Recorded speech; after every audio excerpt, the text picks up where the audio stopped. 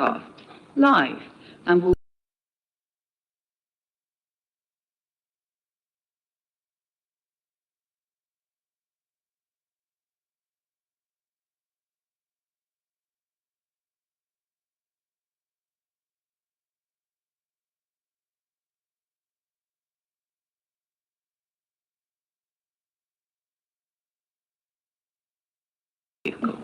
Marina, as I submitted you.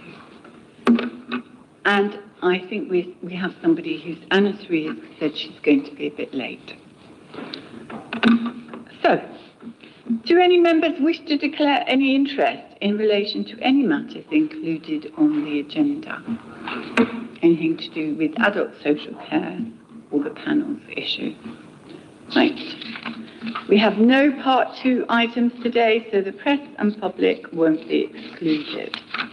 And we have one public question today. Mr. Hart, would you like to come up and ask your question?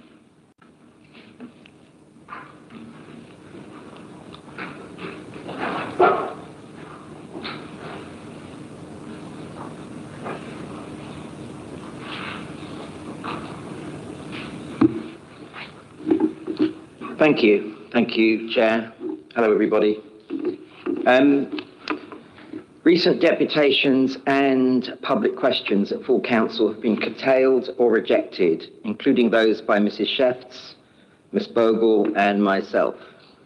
In each case, decisions were treated as final, complaints were declined on constitutional grounds, and no scrutiny body assumed responsibility.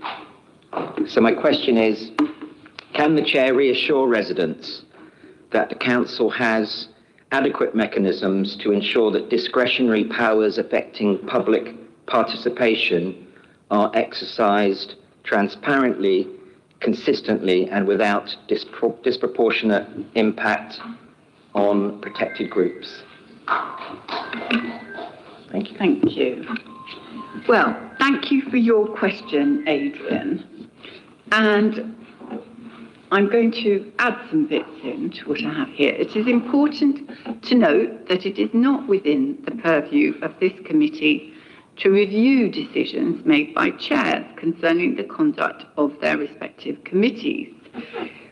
But it is full council who would deal with such a question, because they are the ones who make these decisions. It is not the individual chairs of committees, like, you know, the 2 scrutiny committees, and actually there's another scrutiny committee. So where you have concerns about conduct by councillors, which you consider amounts to potential breach of the code of conduct for members, the appropriate way to raise such a concern is through the standards process. But I think you're talking much more about the Constitution and, you know, the discretion within that for various chairs and so on to make decisions. So what I would advise you to do is to actually take this question to a committee that can deal with it, because these committees can't, but full council is the final say, Adrian. I hope that makes sense to you.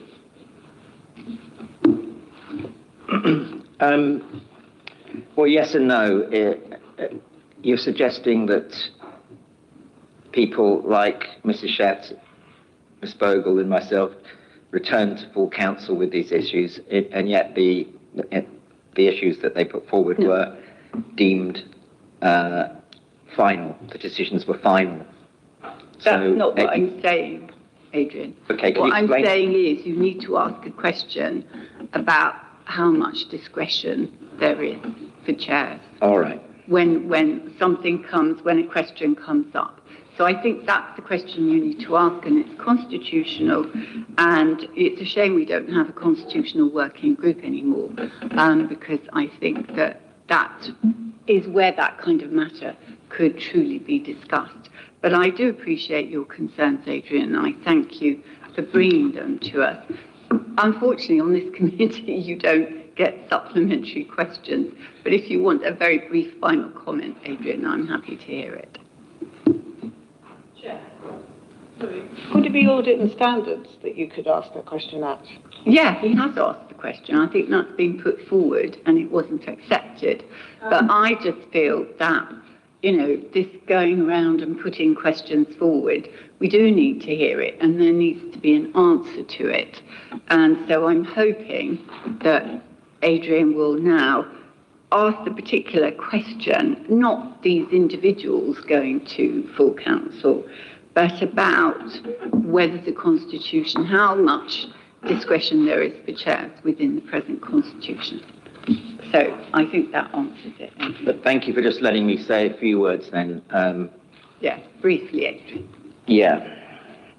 Well, some of that will be tested tomorrow in the chamber here. Yeah. There are at least 3 questions that I think will touch on this, so we'll see if you're right. Yep. I'm sceptical.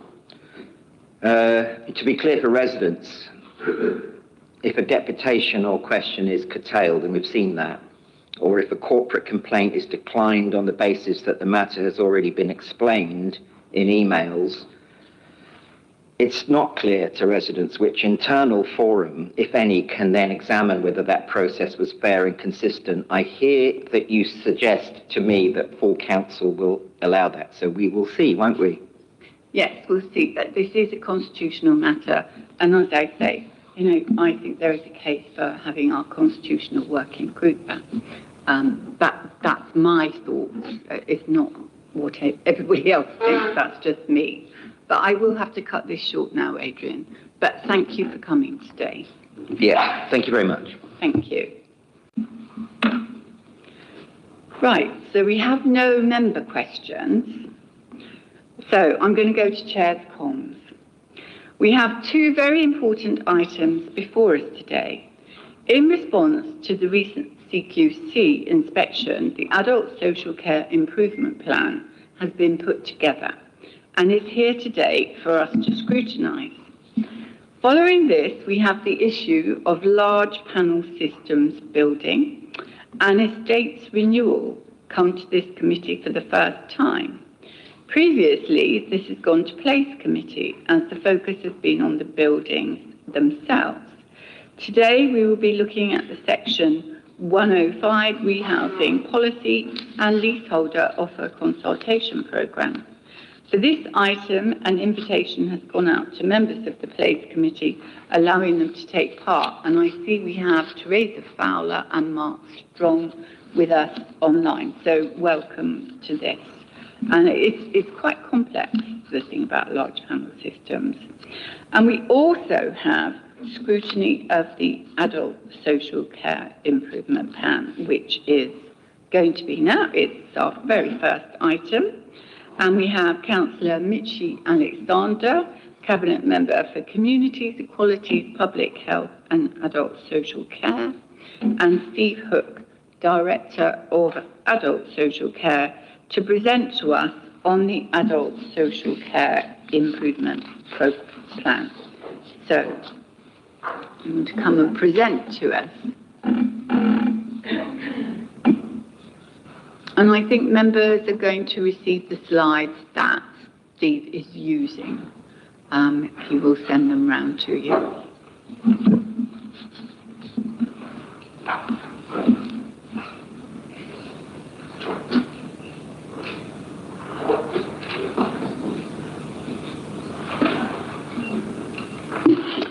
Good afternoon, everybody. So, if we could move to the second slide, please. So Brighton Hove aims to be a city where every adult needing care receives the right support to live safely and with dignity, either independently or with specialist help. We are working with staff, leaders and residents to design services that address inequalities, strengthen communities and use innovation and technology to provide high-quality, person-centred care. In response to the recent Care Quality Commission CQC report on adult social care in Brighton and Hove, we have established this programme to enhance outcomes for residents requiring care and support. The improvement plan is designed to fulfil statutory obligations arising from the recent judgment and to set targets for additional areas of improvement, as detailed in our Adult Social Care Improvement Plan. In November 2024, we were told we would be inspected, as the government had recently reintroduced inspections after the previous government had stopped such inspections. So can we have slide 3, please? We were inspected fully in April of last year. We received the results last autumn. The Council's adult social care services were rated as requires improvement, with an overall score of 48%. While there were areas of good practice and recent improvement, significant challenges remained, particularly in the consistency and quality of care and support, which is around waiting times for people to be assessed and waiting times for people to have their annual review. There have been reductions in waiting lists, especially in specialist teams, for example, the Community Disability Service, but average waiting times for assessments and reviews remains too high.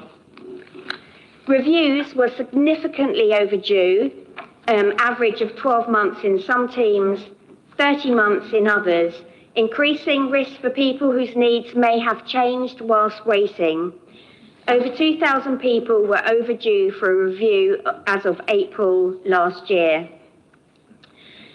CQ report also highlighted high use of out-of-area placements by Brighton and Hove, contributing to a score of 1 in people's experience of care provision.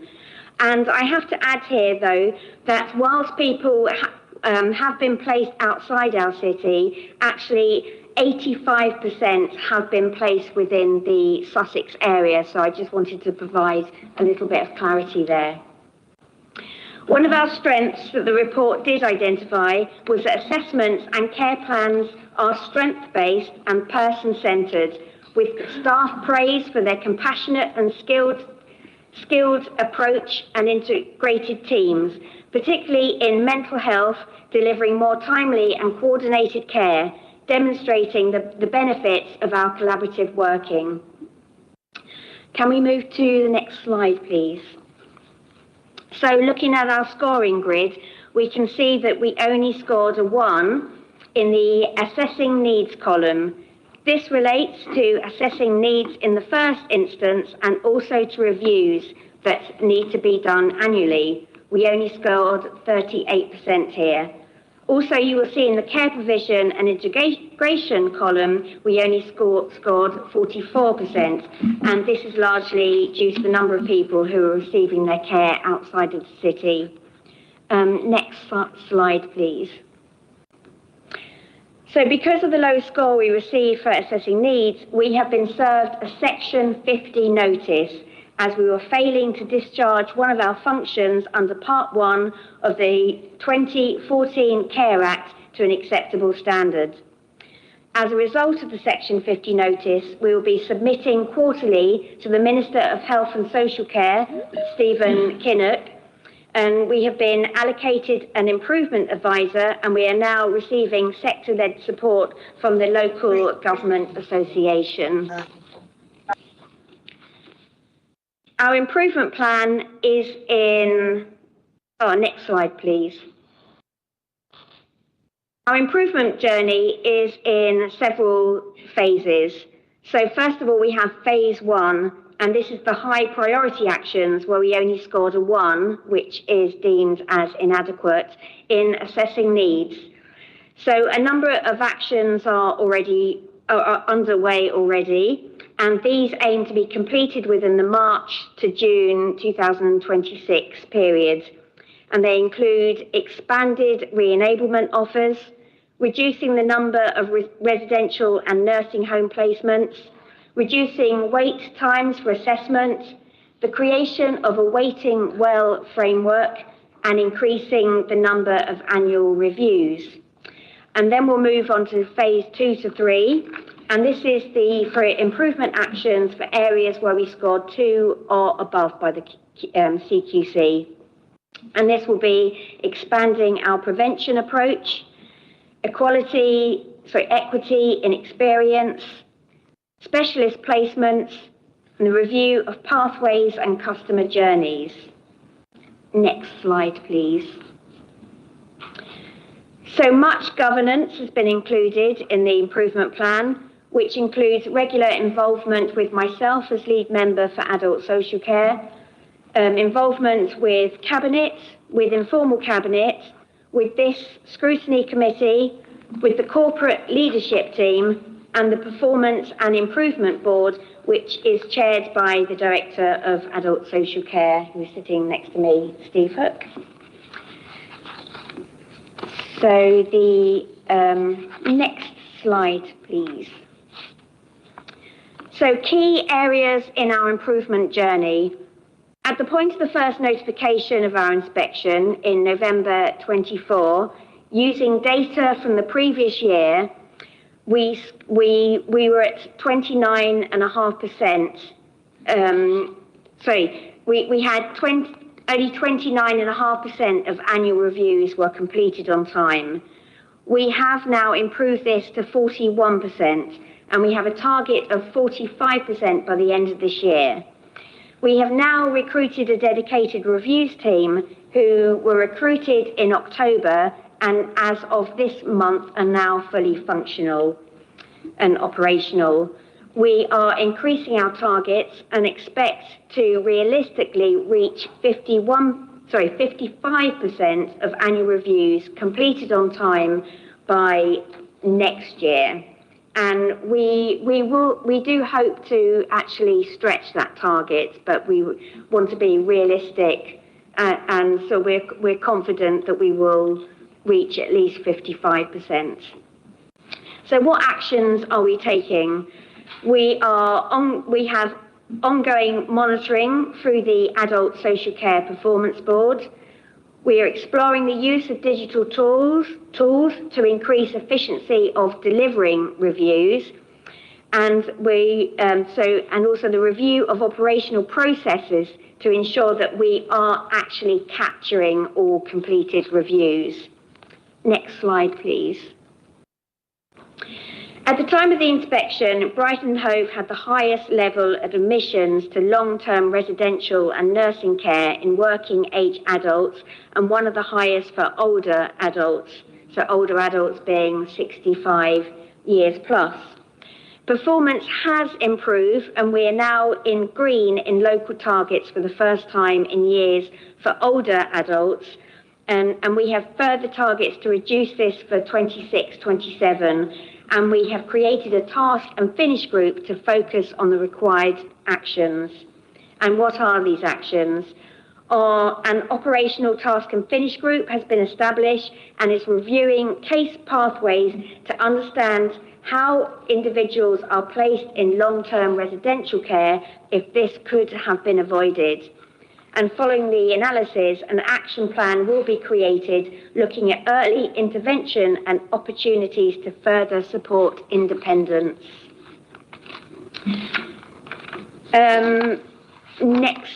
Next and last slide, please.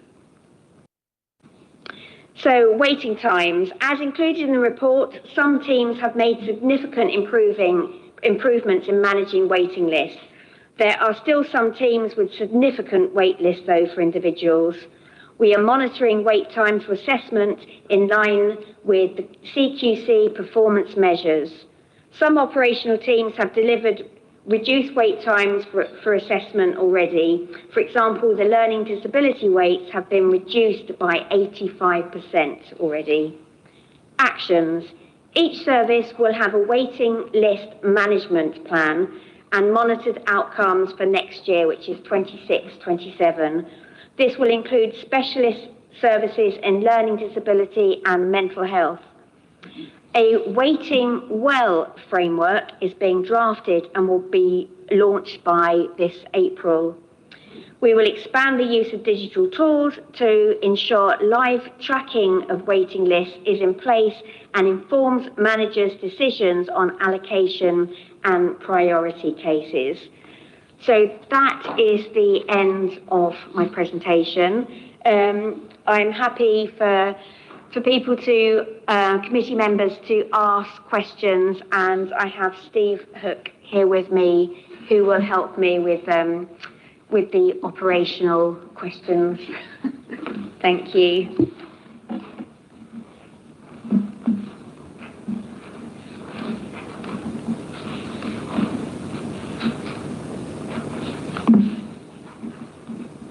Right, I think we've got everybody. Okay, I will kick off with Ivan. There you are, you're first. Thank you, Chair, for being your number one. Just a couple of questions, first of all. So in terms of the rankings, so obviously the assessing needs is 1 and everything else is 2. Can you just remind the committee what the best score is?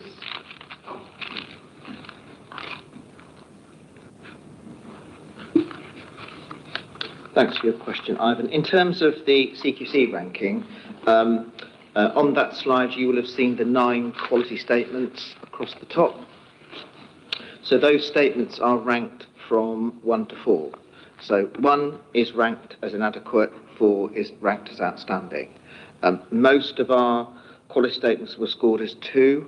A couple of them were scored in the higher end of 2, around the high 50s. In the first quality statement on the left, you will see the ranking of 1, which puts us on the cusp of inadequate. So in terms of the total rating, the inadequate score is 38% and below. So on 1 of the 9, we scored 38%, which put us onto that cusp just for that 1 quality statement. Sure, thank you. So it's saddened that in no sectors we scored above average, didn't score 3 or 4 in anything. But how does Brighton and Hove compare to other councils in the area in terms of rankings overall?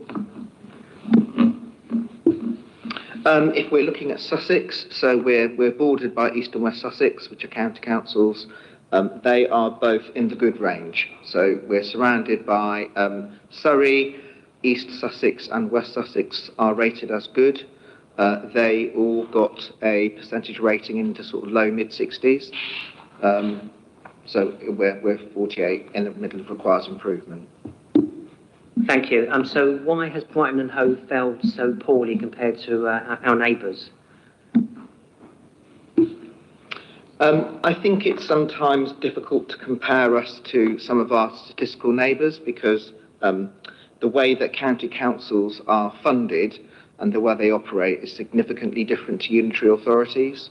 Some of the main reasons why we really struggled around our performance is down to resources. So we knew we had some challenges around our staffing resources and our ability, certainly since the pandemic, to undertake our reviews and make sure that we increased our reviewing performance.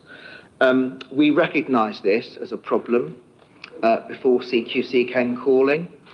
So in October 2024, we did put in a bid to our corporate centre for some transformation money. And we were successful in securing that money. We secured 680,000 roundabout to employ a dedicated review team which could really focus on improving our performance around reviews. And also some of that money was used to improve our commissioning team so we could find placements for people more quickly. So we bidded for that money in October 24. We got our first notification of inspection literally a month later in November 24, and then we got our eventual inspection result in November 25. So I suppose what that told us was that we knew where we had areas of challenge before the inspectors came to assess us. Unfortunately, we were assessed on the data that we provided at the beginning of the assessment, so it was a very long assessment process. It's not like Ofsted, who are sort of in and out in a couple of weeks and give you a very immediate judgment. So we sent off our information to CQC in November 24. They came and did the site visit in April 25. And then the final inspection report was published. It actually was the beginning of December last year. And so a lot of the data that they based some of their judgments on were from over a year ago. So I think in the presentation, our review performance was 29% overall. By the time we had got the dedicated review team employed and they started working on our performance, we had increased our review performance by 12%. But the figure they had to take was the figure when they first came calling. And so some of our review performance and some of our outcomes reflect our position when CQC first contacted us, rather than where we are now. But in answer to your question, Ivan, the capacity in the service was a big part of where we didn't manage to perform to how we would have liked to. Thank you. Thank you. I now go to Councillor Sam Parrott. So I've got a few questions as well. It's brilliant that you are increasing the rate of annual reviews. That's excellent news, obviously, and will be very welcome, I know, by many of the people that have been waiting for those reviews. One of the things that slightly concerns me about that, given the resource constraints we have, and we continue to have, not just in adult social care, but obviously across the council, you know, lock, stock and two smoking. One of the things that concerns me is obviously an annual review has to have outcomes, and the outcomes often mean action and things being done. So if you go in and you review somebody and it is clear that they are struggling or they need extra support or additional resources. So it's brilliant that we are upticking on the amount of annual reviews that we are doing. I'm just concerned about, you know, do we have the kind of then the backfilling resource to ensure that the outcomes of those annual reviews aren't just left hanging. So that's my first question. Would you like to ask all my questions in one go, or?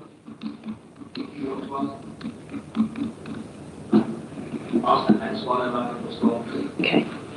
So following on from that, then, so my concern, you know, one of the things that it felt to me was not missing, but was identified in the review, but isn't very clear to me, is what is our resource strategy for this particular area?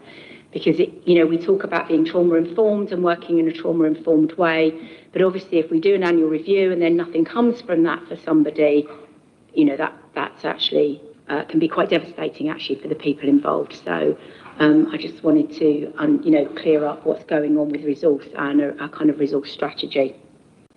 And finally, I'd like to ask who's on the task and finish group.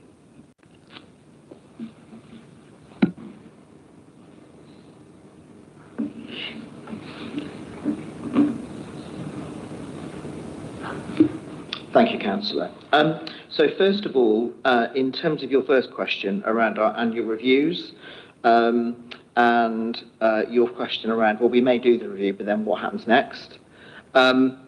You're quite correct in that sometimes if you do a review of somebody's needs and their needs have increased, they're going to need more care. And so part of our bid for that transformation money was not only to increase the capacity to do our reviews, but it was also to increase our commissioning capacity, so how we work with the market. So since CQC came calling, as I've said, we've improved our ability to review more people by about 12%. What that's resulted in is other people receiving more enhanced levels of service. I would have to say that at the same time, what we're trying to do is to move people away from dependence into independence. So where we've reviewed people in, for instance, residential and nursing care, some of the things we've attempted to do have been to reduce the numbers of people in residential and nursing care and increase the numbers of people in community-based services. So where we've undertaken reviews and people sometimes don't need to be in long-term residential care, we've managed to secure placements like supported living, which are a better fit for them. And also in terms of resources, supported living tends to cost the public purse less money. So we do have to walk a bit of a tightrope between making sure that we review people's needs in a timely way and also making sure that the services they receive are the best fit for them. we have a statutory responsibility that once we've done a review, we need to look at what the outcomes are from that review and implement the changes.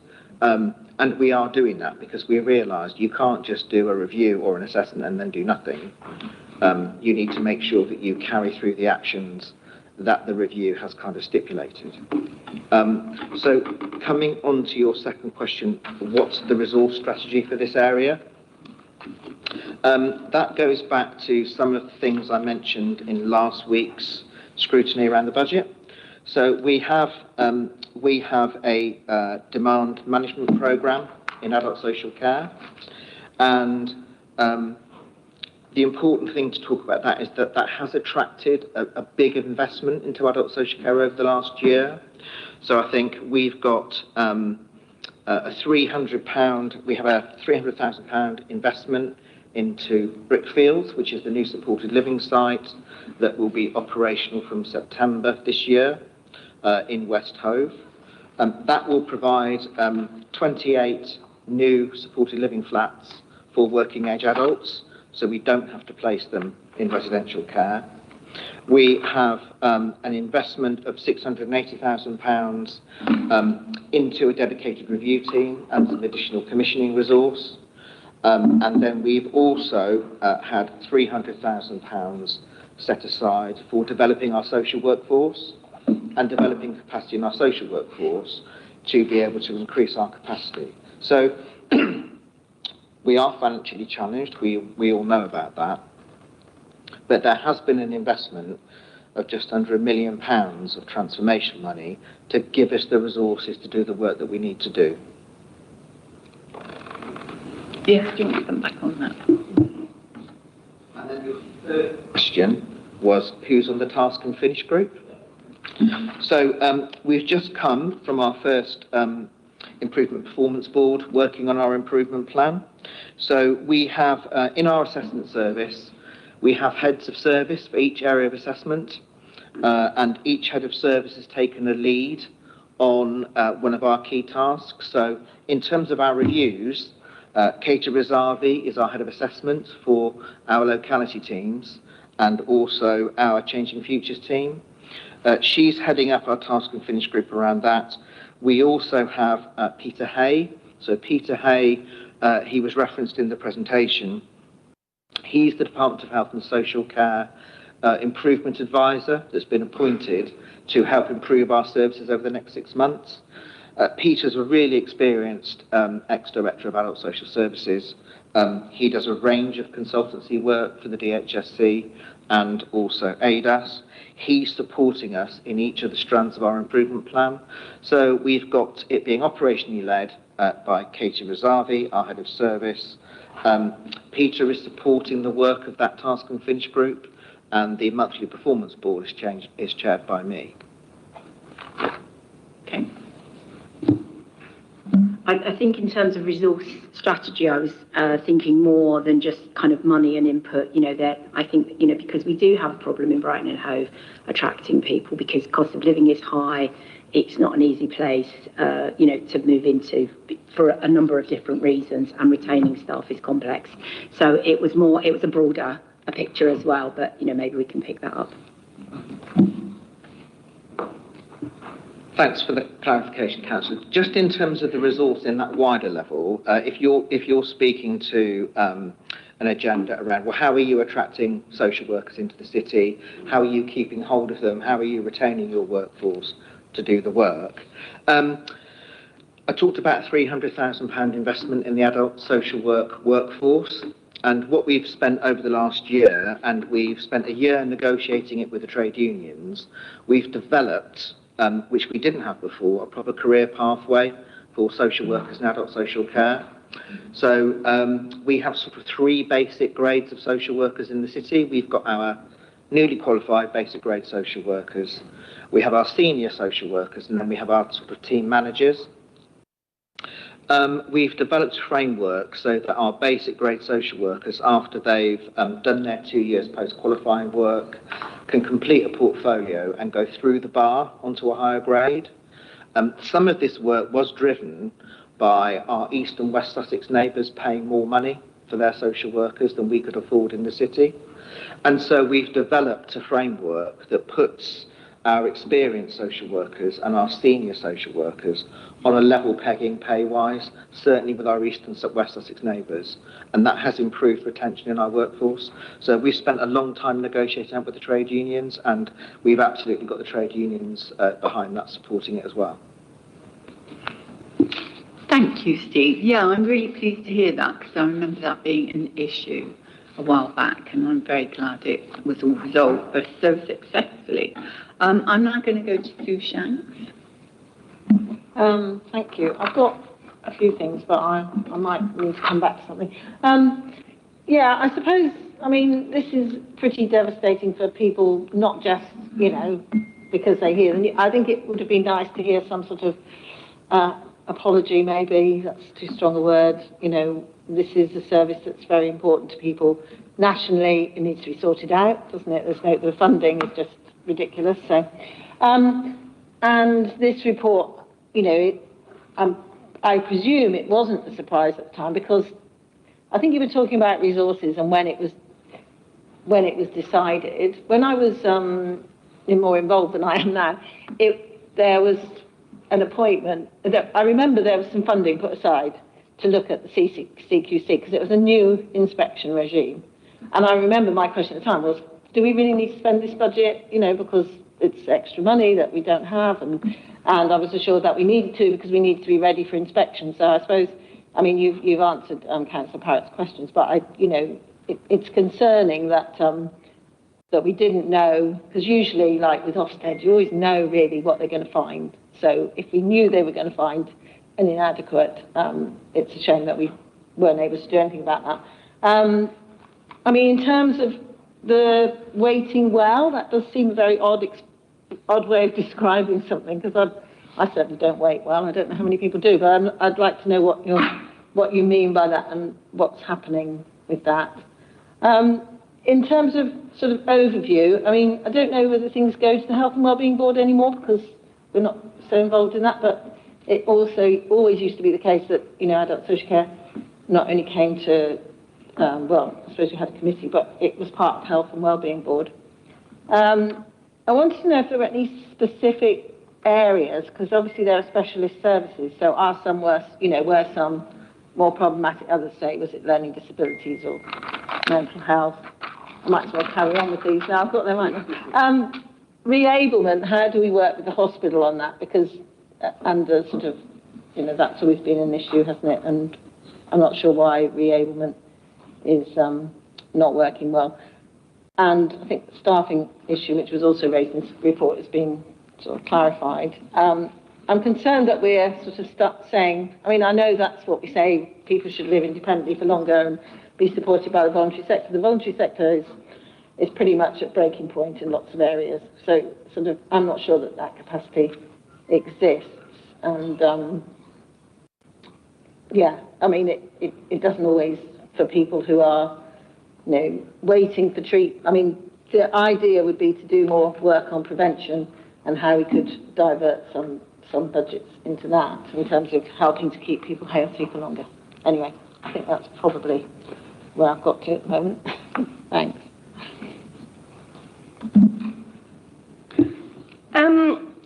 Councillor Shanks, I was a bit confused about what you were saying, because actually in the presentation, or after the presentation, Steve did say that we actually were aware that we needed improvements, and we knew the areas where we needed to make the improvements.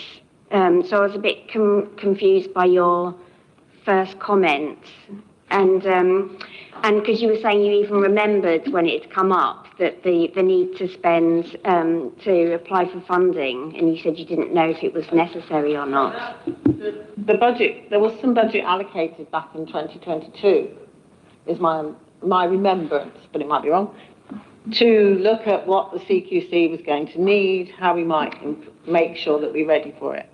So yes, I get that, it perhaps came a bit sooner than we thought, but there was budget allocated, it was known about. So that was my concern, that we didn't put enough resource in at that stage, earlier, because your report was was it November 24, wasn't it?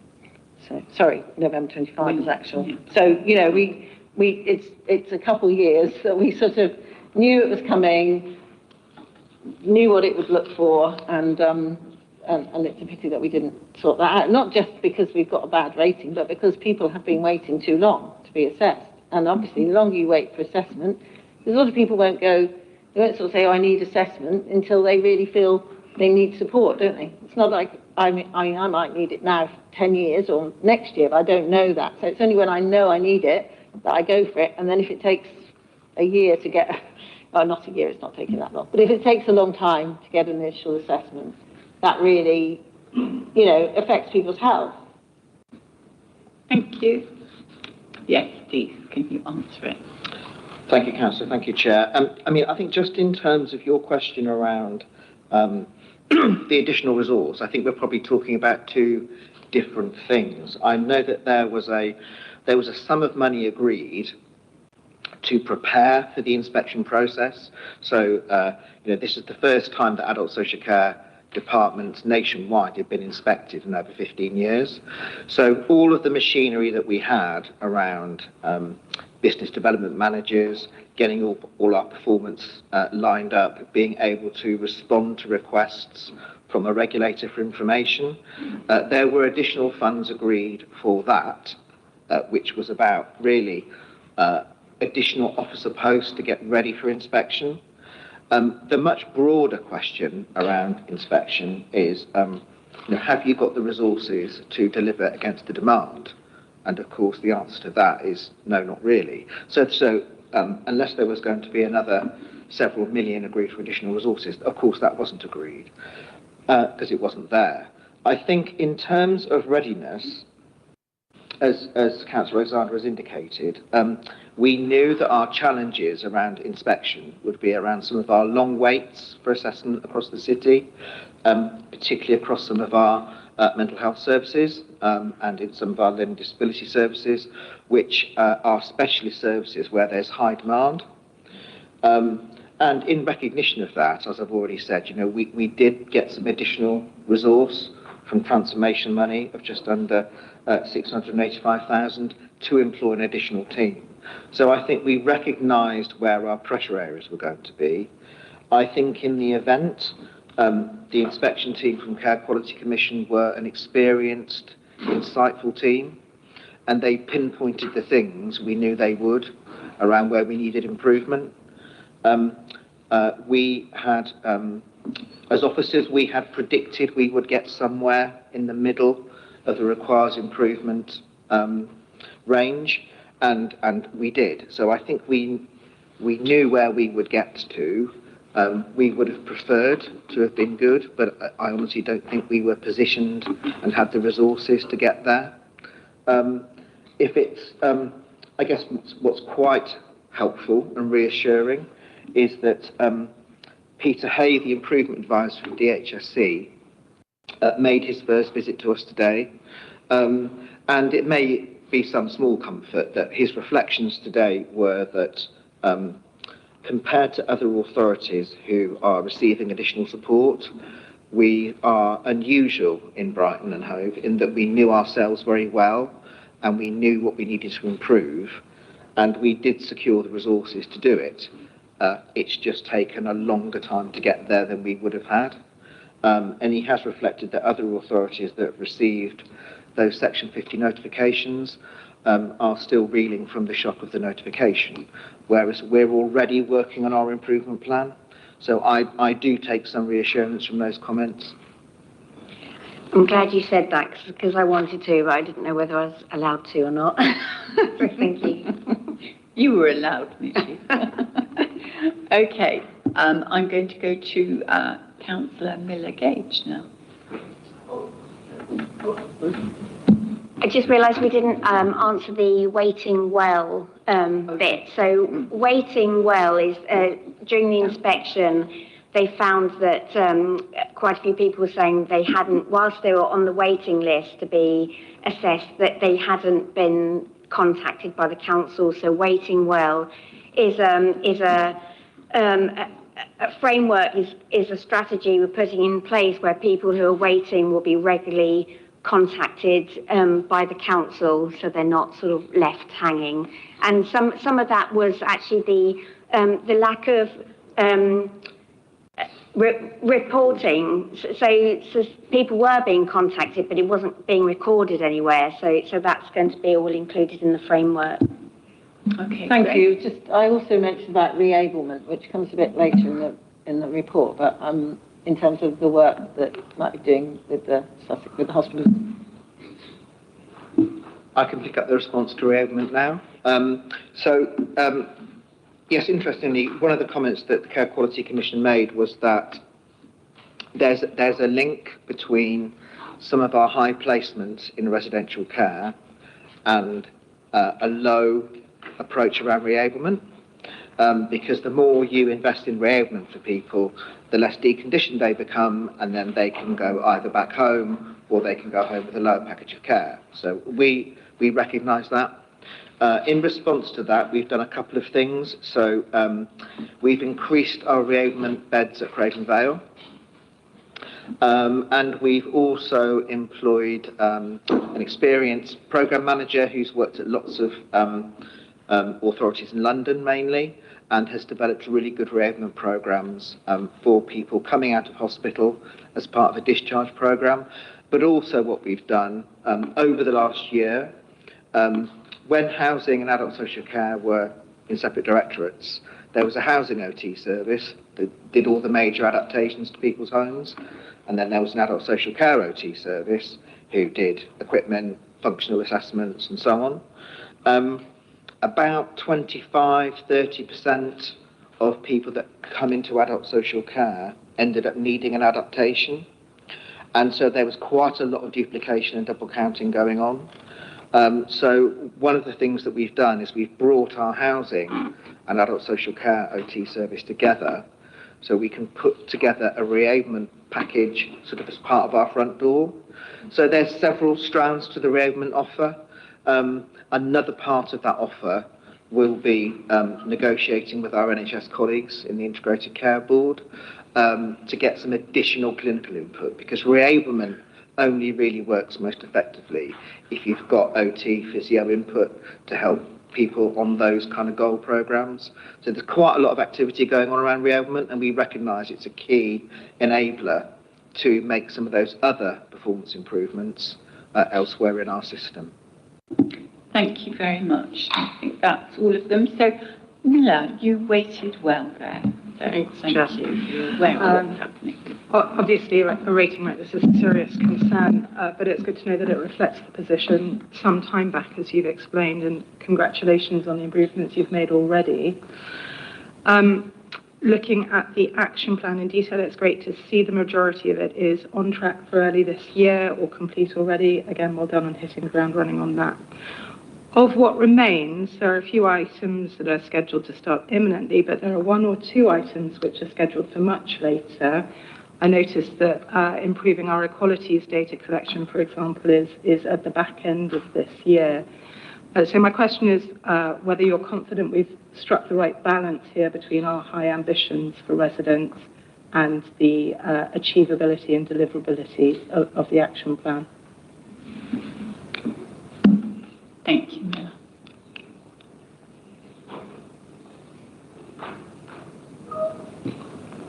Thanks for your question, Councillor. In terms of kind of choreographing the order of improvements, I mean, our absolute top priority is to have the Section 50 notice removed from us.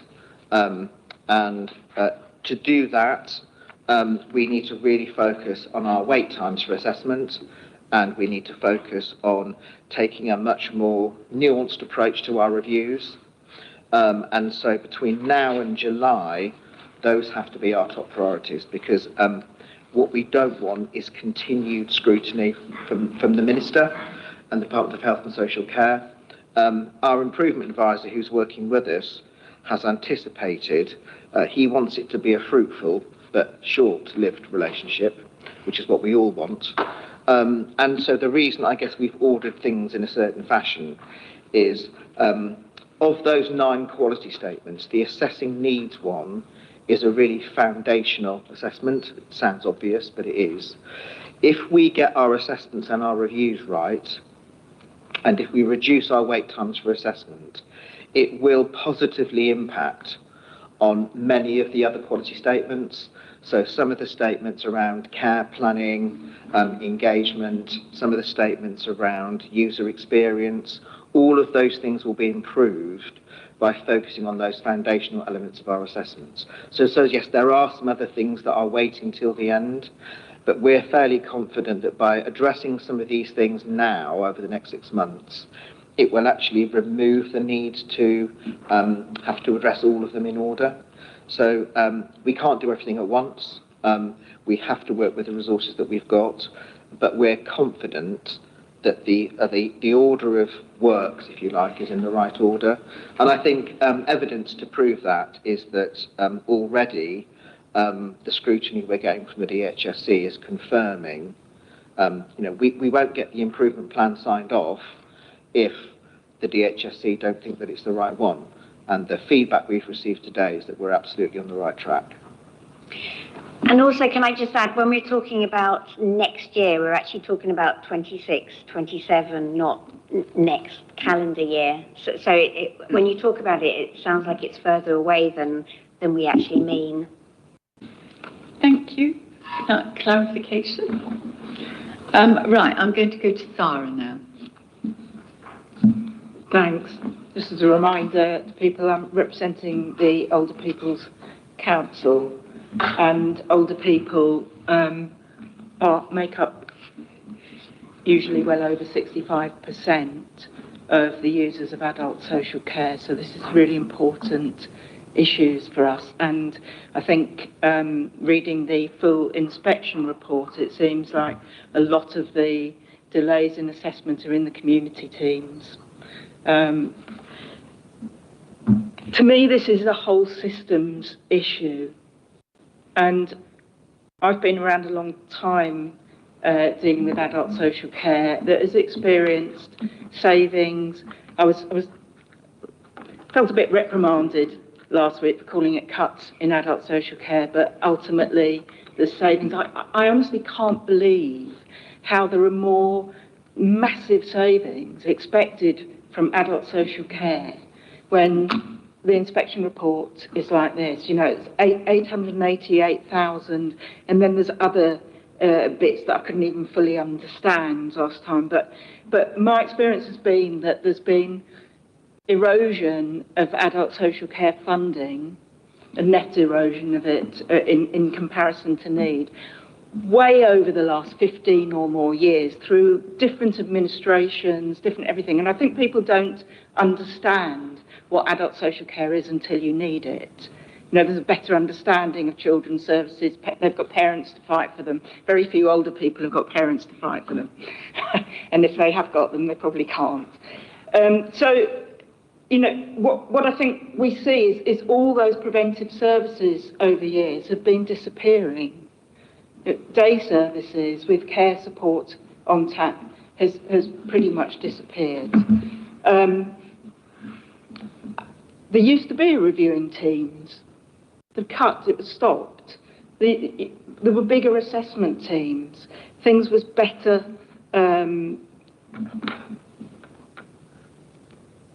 Numbers were got down. My understanding is really that assessment teams with fantastic staff in it, there's no issue about the staff, but it's been pared to the bone. And all they have been able to do is firefight highest risk and safeguarding issues. And the figures in the inspection report said that in November 25, there were 447 people waiting for assessment. I don't quite understand, you might clarify that, what a core assessment is and a full assessment is. But they were quoting 68 days waiting for a core assessment. That's over 3 months. And 112 days for full assessment on average. It's huge. There's a lot of people waiting there. Carers strategy not renewed since the 2020 carers strategy. What happens about respite for carers? Is it surprising that people are, that there's such a high percentage of adult social care users that are in residential and nursing care when it's only the highest end of need that we're able to look at? So I think, and reablement, independence at home, last year's budget cut 5 full-time equivalent posts. It's been a long time coming, this, and it's really only the inspection report that seems to have sort of put it onto the table. And the task and finish group, I would have hoped, would include some service users. And actually, I'm not bothered about getting the minister off our back. I'm bothered about what happens for older people in the city. Sarah, I'm going to have to ask you to actually answer so the the question. how much do you feel it's a whole systems issue? How much are the consultants costing? And how much is the reablement programme manager costing? And, some of that money could get invested into providing the services. So people find it hard to find a way through the system as well.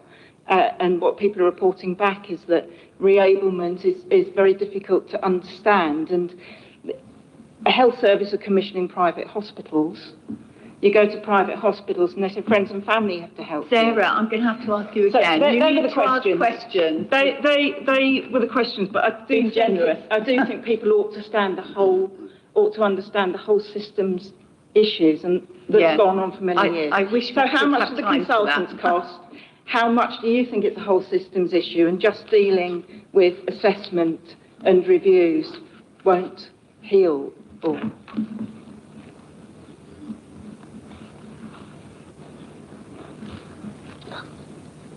I stopped it here. It was I will tell it back on.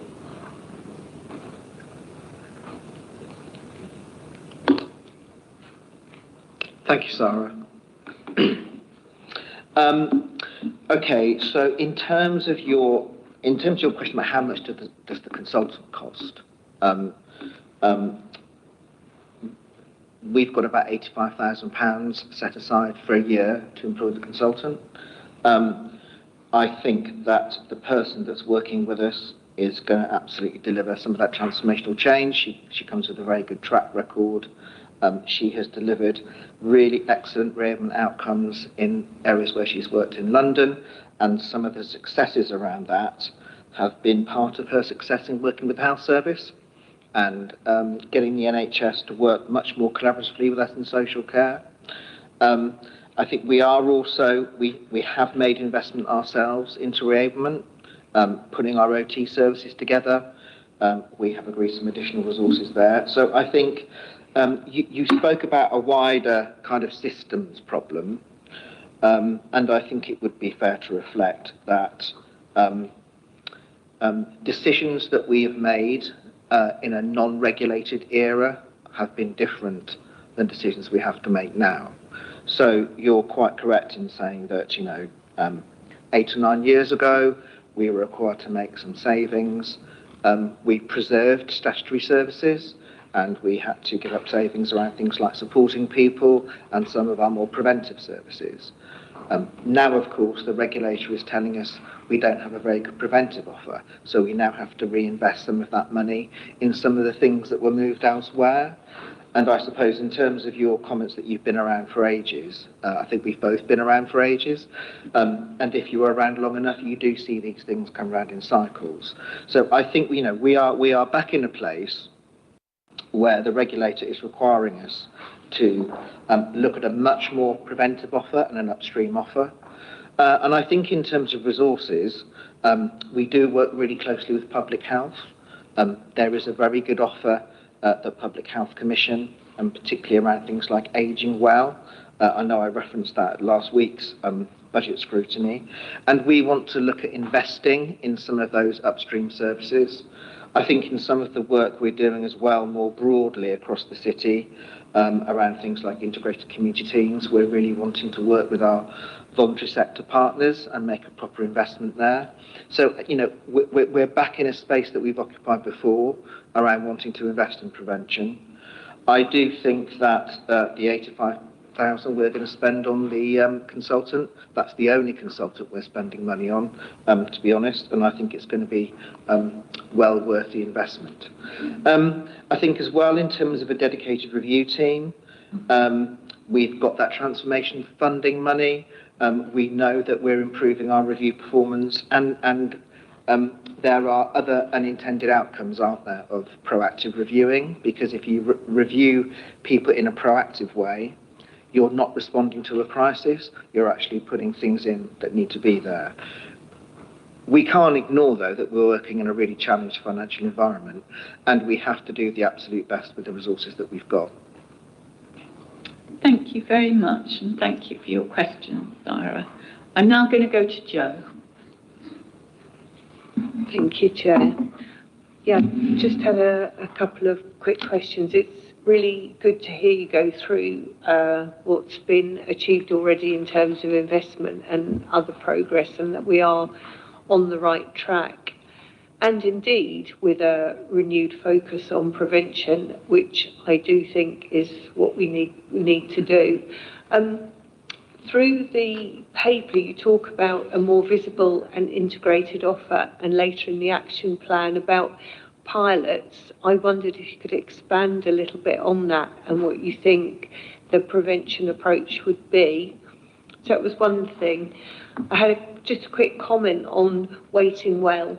It's a phrase that is universally really disliked in the community, so I know exactly what you mean by it, but I am slightly with Councillor Shanks on that. We've had very direct and clear feedback that that isn't how people see waiting. However, I think the opportunity that you've identified to have increased contact is going to be really beneficial. So my question is, can we do a bit more than that, and perhaps take it as an opportunity to target some of the prevention work that we might be talking about? And finally, to pick up a point Zara's raised, I think we should be looking at committing within our task and finish work to involvement both of community and voluntary sector at all parts of the process, alongside either parent, older people, whoever's appropriate involvement, whether that is a direct user or whether that's parent carer, because I think if we are looking to innovate and really understand and develop services, then it would be a mistake not to have those partners in the room.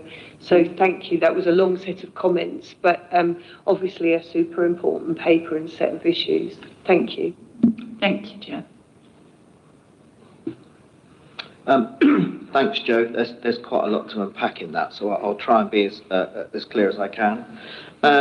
So to your first question, in terms of the prevention approach and what does that mean, I suppose there are a whole raft of things that we're planning on doing in terms of prevention. So one of those things is working more closely with public health and colleagues in the voluntary community and social enterprise sector about what the current ageing well offer, things like that are, and how we can take more of a preventive approach. Things like the Ageing Well contract are currently as well, that they're excellent services. They provide a broad range of preventive approaches. They're not particularly well connected in with the adult social care front door offer. So one of the things we're looking to do is to, if you think about making contact with adult social care, there are a couple of pilots that we want to run. One is around how do we integrate the ageing well offer and other things like that as part of the front door offer as a sort of a default. Secondly, thinking about our reablement offer, because we have our occupational therapy service, both in terms of the adaptations work and also our functional assessments as part of our front door management now. We want to be able to offer a better kind of OT reablement offer as part of our front door. And if we get that right, and that's part of what the reablement work is, lots of people can receive support through an OT service. They don't need to come into adult social care and wait for ages for something that actually might be quite light touch. So linked to that, and it's complicated to explain, but one of the things we want to do is to change our operating model.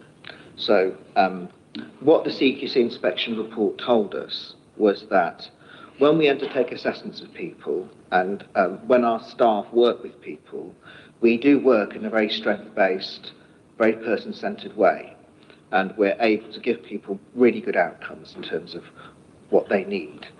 We don't do it enough, and we tend to take currently, or we have taken, a one-size-fits-all approach. So some of the things we're developing as part of that front door offer are more proportional approaches to assessment. Because if somebody needs a light touch home care package, or if somebody needs some additional support around respite, we don't want them waiting on a waiting list the same length of time as somebody who actually needs to go into residential care or something. So we're developing a suite of tools to make our offer at the front door more proportionate. So in essence, and there are lots of arguments pro and cons this, we want to make our front door a bit more robust and be able to offer more to people at the front door, so then people who really need that sort of high level, more complex assessment, there are fewer of them that are waiting. So when we talk about piloting things, that's what we mean in the improvement plan. And of course, we need to let our reablement officer do some of the work before we can put together some of those pilot programs. In terms of comments around waiting well, I mean, that's just really helpful feedback, and we'll be open to suggestions about calling it something else. What we're really up for doing is making sure that if people have got to wait for an assessment, because we don't have oodles of extra capacity, we are going to make sure that we keep in touch with them. One of the things that came through the CQC report was that staff spoke about doing that, about keeping in touch with people as part of our focus groups, but we didn't have a really good mechanism for recording it. And so the regulators said, well, you say you're doing it, but we couldn't prove that you were doing it. And some of the feedback we got from users and carers is that they have to wait a long time. So improving some of the ways that we record and making sure that we properly record our interventions is part of that pilot approach as well. And finally, in terms of engagement and involvement, again, one of the things we were praiseful in the CQC report was how we did engage with people. So we will absolutely be making sure that the voice of people with lived experience and carers is involved in the improvement work. We had our first board meeting today, so we're at the start of that process. Okay. Yes, thank you. I think that's really helpful, and that differentiation of the help, things like access to equipment, it can be a very quick win and really be extremely preventative. So I would support that approach. That's brilliant. Thank you. Thank you very much. Okay, I'm now going to go to TJ. Thank you, Chair. A couple of questions I want to go with you. I'll do it one at a time just so you have a chance for a full answer. But let's start with, so one of the items you mentioned on the report in the papers today is that is the creation and establishing of targets for the upcoming financial year, which I find quite odd to put in the paper because it just begs the question: one, were targets not in place when we were failing on the service? Two, what will these targets actually do to change the workload or the team's ability to hit said targets? And three, what are the targets doing differently to what I would assume were previously set targets that you had within the adult social care team? Thank you, TJ. I will let Steve answer.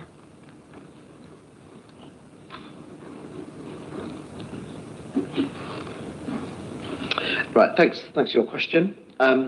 In terms of our targets and in terms of how we want to shift our approach around our performance, I think it would be fair to reflect that we had an approach to performance that looked at some overall targets for the department, but they weren't really focused on individual team performance and individual accountability.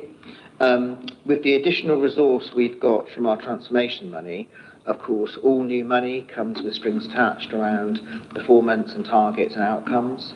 So what we've really sought to do in our new Performance and Improvement Board is to link our investment plan to targets and outcomes. So in terms of that sort of just under £1 million worth of investment that we've got through our demand management programme, what that investment comes with is a requirement to make sure that we're really clear about, well, effectively what bang we're getting for our buck. So we've really strengthened our approach with our managers and our teams around making sure that the investment is linked to improved outcomes and improved targets around performance.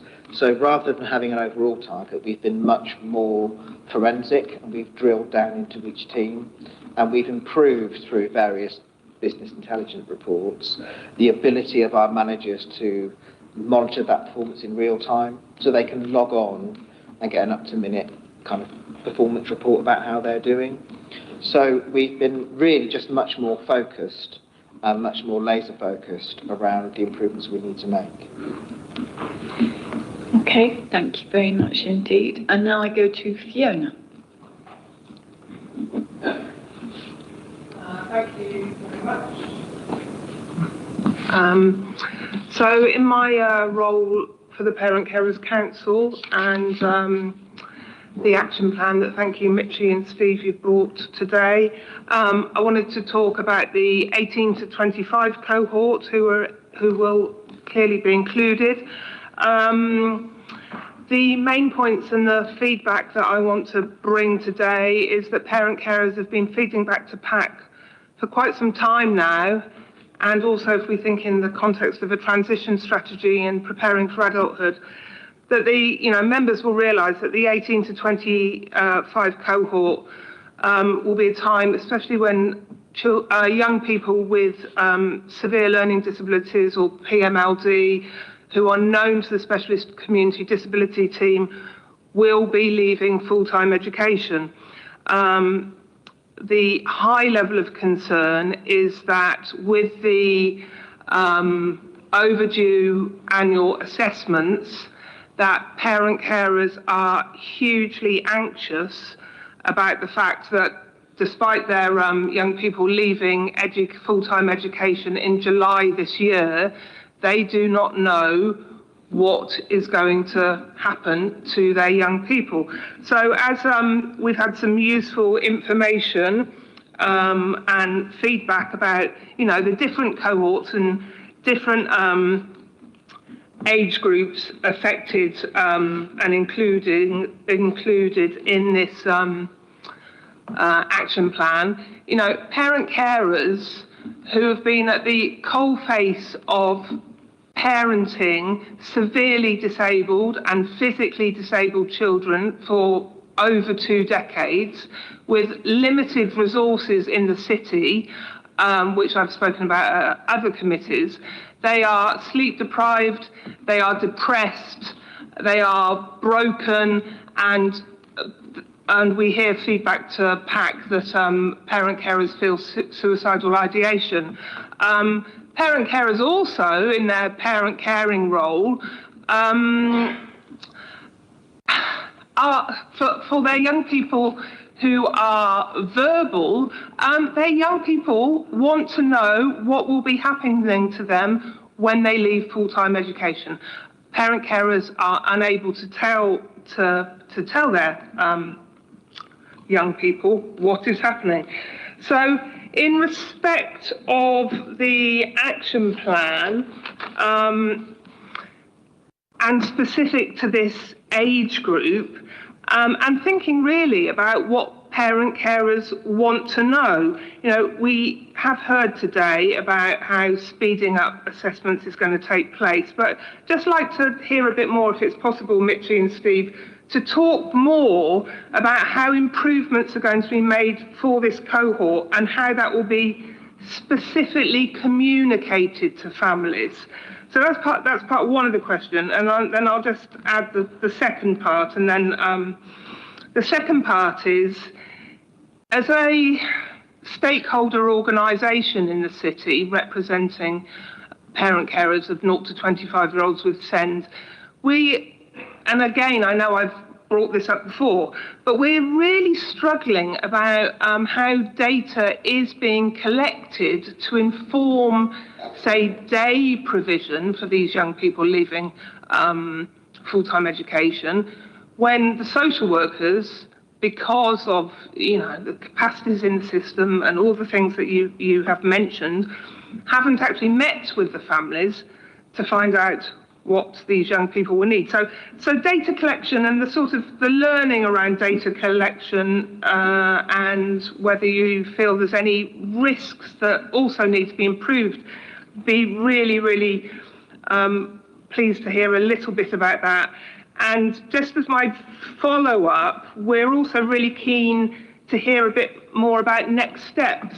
And I know within the action plan you've got dates and you're showing progress within the action plan, but we really have to remember how this translates to the community, and translating this to the community means accessible comms around timelines of what's going to happen, and then and balance comms. We really plead for balance comms as well, which I've spoken to members before about, and we've been really pleased to see that Brighton and Hove have written more balance comms based on the feedback from PAC. I can talk at another stage about balance comms if you want me to. But next steps, timeline, evaluation, comms, and will there be further scrutiny coming back to committee? So, thank you, Fiona.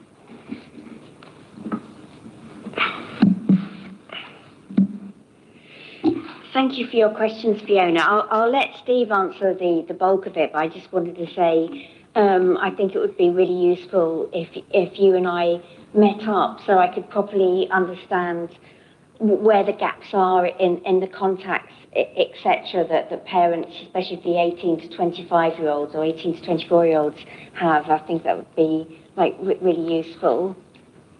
I appreciate that. Thanks, Fiona. There's quite a lot of questions, so I'll do my best to be clear in the response. So I think, first of all, in terms of preparedness and your particular concern around our 18 to 24 cohort, I think, we recognised that one of the things in delivering that sort of whole of life pathway in our disability service is having an 18 to 24 pathway is great, but then what you don't want is a massive cliff edge at 25 rather than 18. We recognised that there were some long waits in our adult or our 25 plus LD team. So one of the things we have worked on really hard over the last year is specifically on our 25 plus LD team and reducing the wait times. And one of the things that the inspectors did note, and one of the things that we talked about in today's presentation, is that we've worked really hard to reduce those wait times in that adult LD team, and we reduced a lot of those wait times by about 85%. So we have sought to create capacity in the adult LD team in order to be able to take on the upcoming work that will be coming from the 18 to 24 team. So first of all, we absolutely recognise your concern, and we have done quite a lot of work over the last year to get on top of those waiting lists for the 25 plus cohort, because of course we know there's more young people coming over the hill that are going to need their support, and we have made demonstrable reductions in our waits for the 25 plus team. That was a key priority for us, and we've delivered on some of that. In terms of data collection and learning around data collection, we've got, we have got a couple of business intelligence performance teams, and we've started the work. So Mike Bell is our performance lead for adult social care. He's starting to do quite a lot of work with the children's performance team, so that we've got a much more seamless information flow of those young people kind of coming over the hill and what they're going to need after education 25 plus. That does also link into the development of the transition strategy, and I think I may have contacted you about this separately. We have secured some permanent funding for that now, and I'm meeting with colleagues at the end of the week to plan that recruitment. So we can't really talk about this, can we, without referencing the transition strategy and how we start to deliver that. So that will be a kind of concurrent piece of work that's already came to scrutiny last year that we will work on delivering. I think in terms of the Parent and Carer Council and how we communicate to this tone, we've got a very long-standing relationship, so I'm more than happy, as I have done before, to come to PAC and actually give a presentation around the CQC outcome.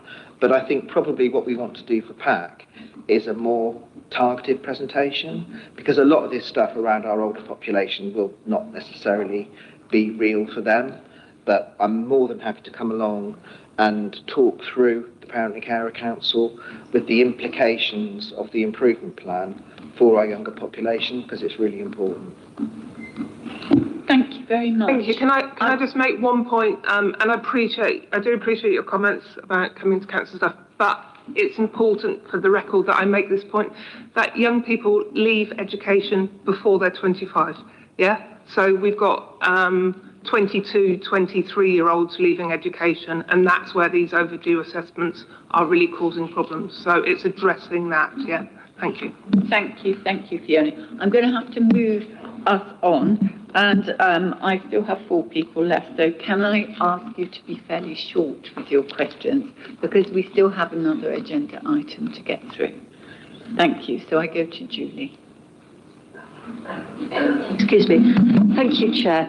I just want, going right back to the beginning, during Mitch's presentation, you mentioned that you've reduced out-of-area placements, and I just wondered how you've achieved that. And I was also the increase in residential placements for the younger cohort that you mentioned is what's the breakdown there between physical needs, as in somebody getting older and maybe having dementia, and people with mental health or complex needs, like some of the younger people, young adults, and so on. And do we ever break down the figures for the complex needs, which are things that perhaps people are born with or who develop because of an accident or something, or people who are are ill because of being older, if that makes any sense? Just and what is there a cost difference, and how much are we spending on each of those different cohorts, and how can we sort of improve the outcomes there? Thank you.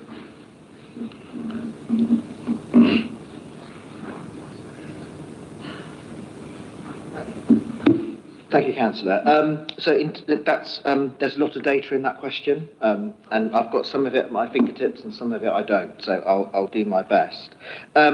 In terms of your question around out-of-area placements, so as we indicated earlier, one of the comments from the Care Quality Commission was commenting on the wide number of out-of-city placements that we have. We did go back and challenge them on that. So that, as we've said, 85% of our placements out of the city are in either East or West Sussex, and so are relatively close to the city. We do have a particular issue for our working age adults who need level access accommodation, modern accommodation, and that's in a city that's very hilly and full of Victorian and Georgian terraces. So we are challenged in terms of that in the city. I've spoken about the Brickfield site before, but one of the ways we're addressing 2 things really is our current out-of-area placements. Like I said, Brickfields is 28 new flats. We are using Brickfields to resettle people that are currently placed out of the city, and that's working age adults, so that's not our older population, that's working age adults, to resettle them back into the city, and that will do a number of things. Most of those people are in residential care out of the city because that's the placement that we can secure at the time. So not only will they move back into the city, into more modern accommodation, but they will also move from residential care into supported living, which will be a more appropriate way for them to live. In terms of that's around our working age adults with sort of physical disabilities, acquired brain injuries. In terms of our mental health offer, I spoke earlier about bringing some of that additional money into our commissioning service that we also use to increase our reviewing team. We did commission 28 new supported living flats for adults with mental health needs last year. I have to say we filled them up rather quickly, and so now the next piece of work we're engaged in this year is moving those people on from supported living into more general needs housing. And we've got lots of work going on with colleagues in housing around that move on pathway so that we can continue to use those flats. In terms of how that's impacted on our performance, we set ourselves a target this year for our residential placements to make fewer than 263 new placements. And if we made fewer than 263, that would improve our performance and put us in a sort of medium performance category. So far this year, we've made 253. So some of the changes that we've made have positively impacted on our performance around placing people in residential care. So the Brickfields development, the commissioning work we've done with our working age mental health population, and particularly around our older population, the work we've done with housing has meant we've managed to place more people into extra care housing in the city, which we were underusing and had a number of voids in, and that has in turn resulted in fewer people, older people, going into residential and nursing care. So there have been some demonstrable results about improved outcomes around that approach. I think your other question is how much are we spending on those cohorts? I mean, our financial position is challenged. We have delivered over £6.5 million worth of savings this year on our allocated budget. And so we are having to do this work within a really challenged financial climate. As people have referenced already, we have another financial challenge next year. But we are also receiving considerable investment, but receiving investment in those services where we want to promote independence.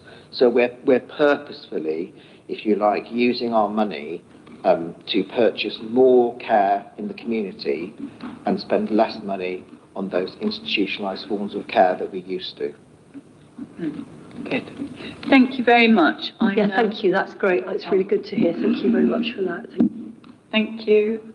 I'm now going to go to Anna Sri. If you'd like to ask your question. I want to echo some of the comments that Sarah made earlier around the challenges around funding the landscape for adult social care. I think you need to speak up a bit, yeah. Bring it closer.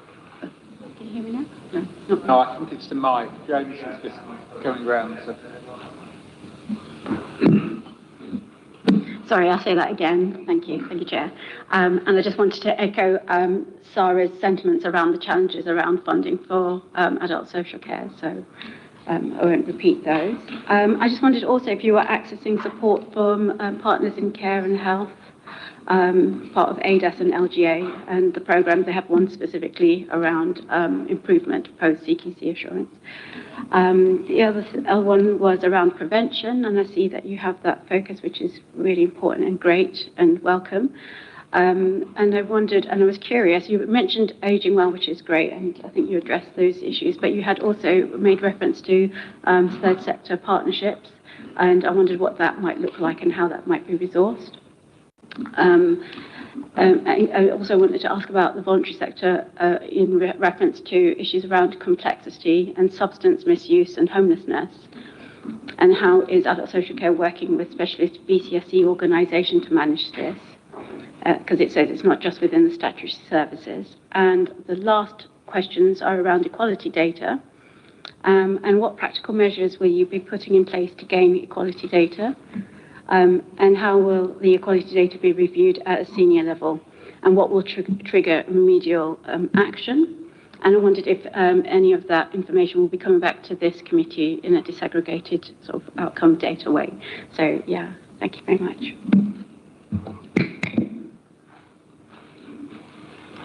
Thanks, Anusri. So first of all, yes, we are receiving additional support from Partners in Care and Health. So through the Local Government Association and PCH, Pat Jones-Greenhalgh is our LGA lead. She's doing some sector-led improvement work with us, particularly around our kind of waits for assessment and looking at different approaches and using different tools so that people don't have to wait so long and we can make those earlier interventions. So in my response to Joe's question around shifting our operating model, the work from Partners in Care and Health and the LGA is really helping us around some best practice models for that. So yes, we are utilising that support, which is really excellent. In terms of a prevention focus, I mean, I've mentioned ageing well, but we're really going to be engaged in a kind of a broader conversation with colleagues in public health and with a number of our voluntary sector partners. That programme of work isn't worked up in any detail yet, but I'm happy to kind of come back and report on the progress around that. In terms of, I'll take the next question was around how are we working with our homeless population? How are we working with people who use substances and also our street homeless?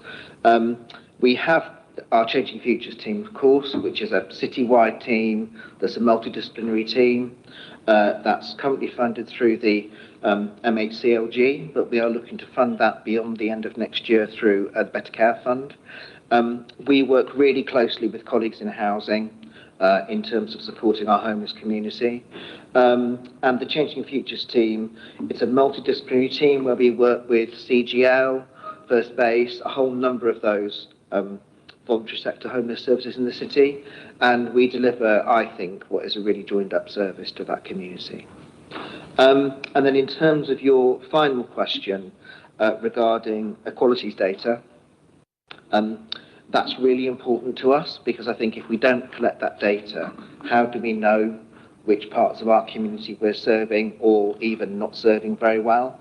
So as part of our reform of our front door work, we use an electronic recording system called Eclipse. Making sure we record our equalities data at our front door is an essential part of our service redesign. We have a directorate equalities delivery group that's chaired by myself and also Jeanette, our chief officer.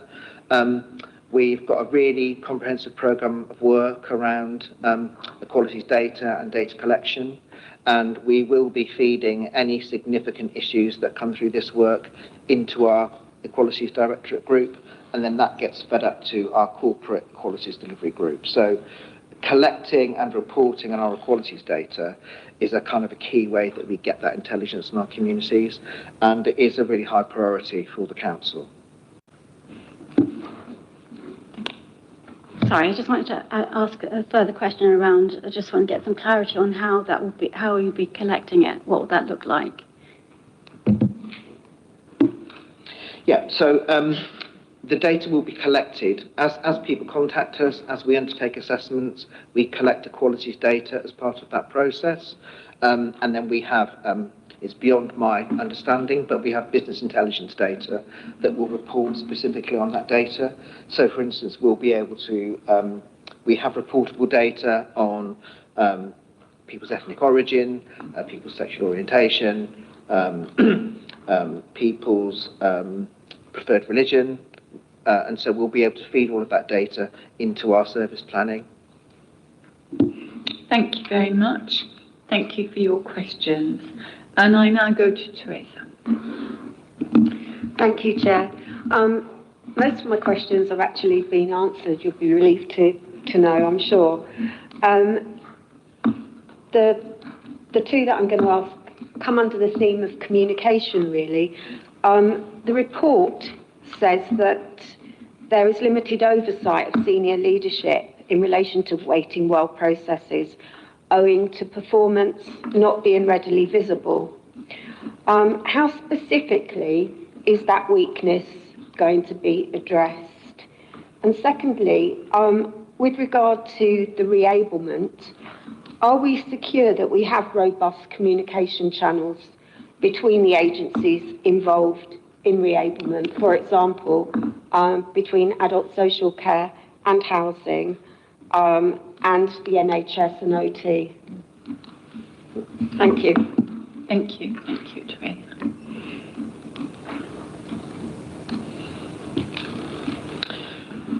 Thank you for your question, Councillor. So in terms of oversight around people that are waiting and how we contact people, the specific reference in the report, the CQC report, as I've said, came out of our focus group work with our staff.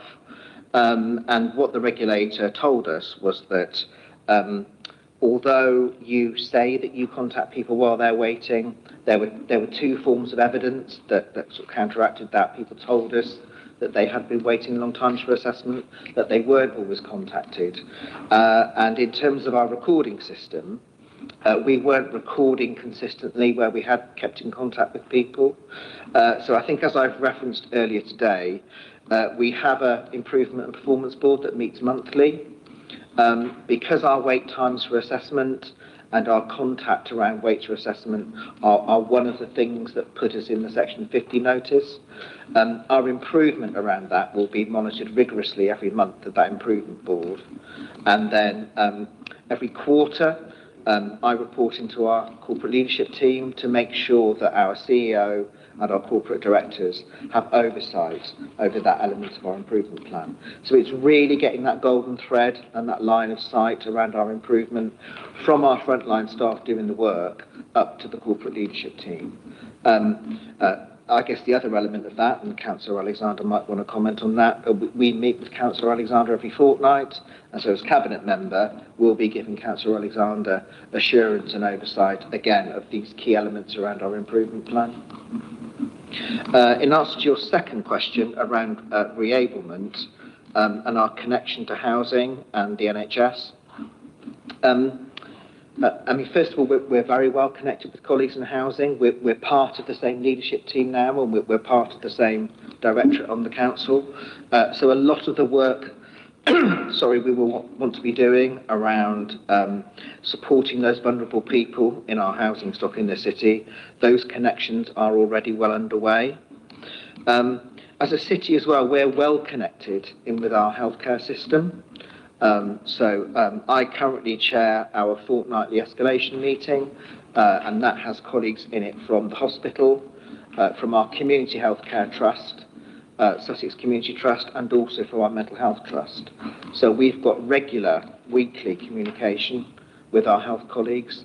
And in terms of the reablement pathway, we equally fund and commission our community equipment store, which provides our community equipment. And so both health and social care use that service as part of hospital discharge. And we have a joint steering group that looks at the community equipment across health and social care. So those connections are really robust. Thank you. Can I now go to Maureen? Thank you, Chair. I wanted to just ask about the impact on staff morale of such a situation, because it means a lot of lost ambition, and also it means struggles to recruit and performance issues as well, because people feel that maybe the situation's a bit pointless and too hard to overcome and so on. And I wondered how you're going to integrate improving that sense of ambition and a sense of positivity in the staff group in order to deliver the strategic vision, because the two things will have to travel together. And I just wondered if you could say briefly something about how you see that happening. Thank you. Thanks, Councillor Whiteley. That's a really, really good question. And I think one of the things I think that was a challenge for us is, our staff work really, really hard. The work they do is excellent. And although we had a requires improvement overall judgment, we fielded about 70 staff into the focus groups when the Care Quality Commission came to visit us in April. And I think what we took from the inspection was that the staff, the work that the staff do, and we were commended on it in the report, is that their approach to assessment was very, very strength-based. It really focused on people's outcomes. They cited that where we've got integrated arrangements, so in mental health, we have a Section 75 arrangement, and I think our integrated work with mental health came to scrutiny last autumn. So there was much that was celebrated around the work of our staff in the report, and we wanted to make sure that we tried to separate out the hard work that our staff do and the end result that we got, which was around a whole range of factors. It wasn't really about the fact that you've not got very good staff. So we did hold an event after the inspection where we first of all, we congratulated and we celebrated all the staff that had participated in the inspection. And then we did hold a post-results event where we were really clear about the learning we had to take from it and the distance we needed to travel. But it was also about commending the work that staff had done. So all of the comments in the inspection report, and there were quite a few of them, that focused on the strength of staff and the motivation of staff, we really made sure that that was communicated to staff in a really robust sort of way. I think the other area around motivation and recruitment, I think I might have referenced earlier, is that we did have some industrial relations issues with our staff about 18 months ago.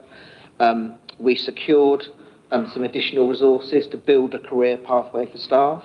So although staff have been disappointed by the inspection outcome, and we all are, our staff are actually really motivated by what we've got to do next.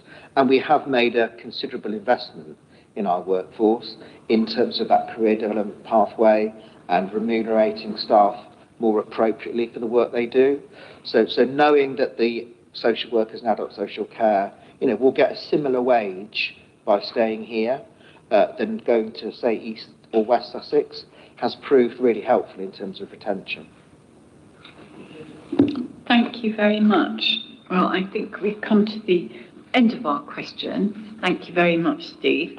And I know we will be inviting you back at some point in the future, because obviously there's a lot of discussion about what's going to happen in the future. And there's considerable interest in the room in what is going to happen in adult social care. So if you can bear it, Steve, you can come and see us again. Yes. Is there a timescale that we could make a recommendation on? Because sometime in the future, within is there a reasonable timescale that we could suggest? We're going to try and do something fairly soon, aren't we, Giles? To have Steve back. Can we recommend a timescale then? Yes, Steve. Thank you, Chair. If I could make a suggestion. Yes. We are just commencing our improvement plan. We've got our advisor from the Department of Health and Social Care with us. We're taking a report to Cabinet on the 12th of February, and obviously this is why it's coming through scrutiny before it goes to Cabinet. We would anticipate coming back to Cabinet in sort of June, July. Okay. And at that such time, we would anticipate there being a review of that Section 50. So if we're coming back to Cabinet in about 6 months' time, we would anticipate coming to scrutiny again. Yeah. On our way to Cabinet. So I would suggest we come back in sort of June, July time. Okay. No. Agreed, everybody, on that? I think that's excellent. Thank you very much for pointing that out, Steve. And thank you very much for today and answering all those questions. And so I'm just going to go to this, to the recommendation. Do members agree to note the report? Yeah, sorry, it's not exciting. And also, I think we need to actually agree the minutes, because we have the minutes of the 8th of October and the minutes of the 10th of November. So do we agree those minutes, which are not very long? Is everybody agreed? Yes? I think so. Okay, I'm going to give a 10-minute break now, because I think we could all do with a break. And I'll see you back in here at just gone 5 to 6, okay? Thank you.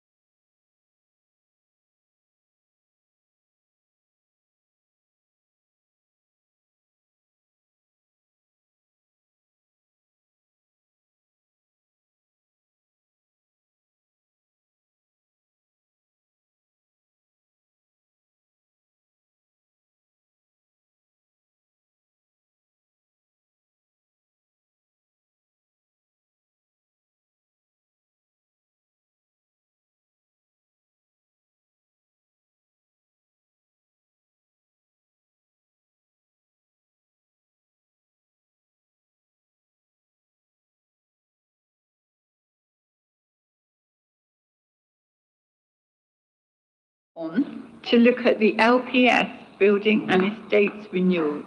For this item, we are joined by Councillor Jill Williams, Cabinet Member for Housing, Darren Levy, Interim Director of Housing Regeneration, and Harry Williams, Director of Housing People Services.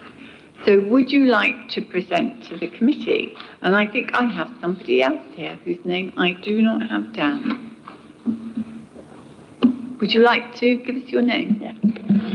Hi, so my name's Laura Webster. I'm Regeneration Programme Manager, and I'll be focusing on any kind of place aspects that are raised. Thank you very much, Laura. Welcome. Thank you, Chair. I shall briefly introduce this item and then hand over to my very able colleagues here. So, by way of background, in July, Cabinet, a summary of the recommendations were approved across all the large panel systems and subject to, of course, consultation programme. And that included, in principle, the preferred option is demolition and replacement with housing in keeping with the needs of our city.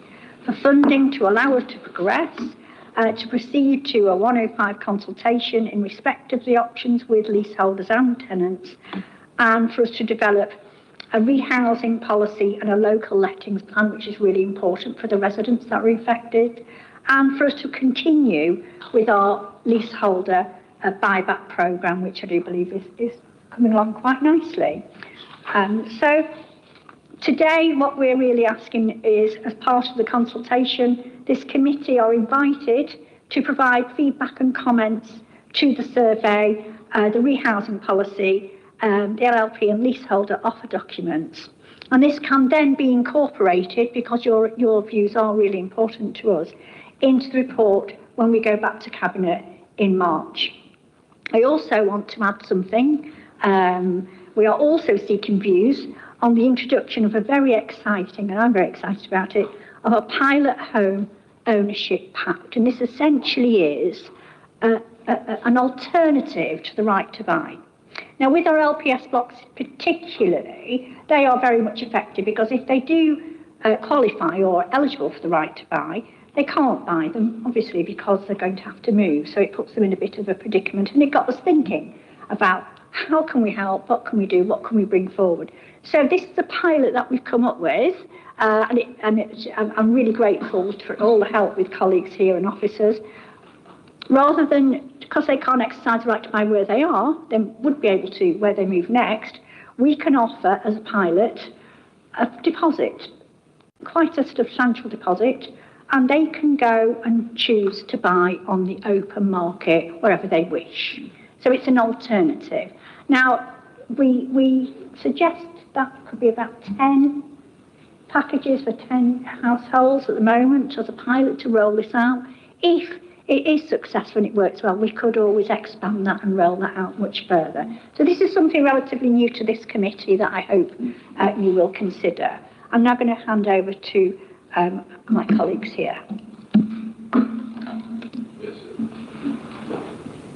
So the other aspects of the consultation programme that finished last week that was seeking views on, one is Section 105 consultation, which the council has to take legally once it makes a decision, as it did in July, which impacts on people's homes.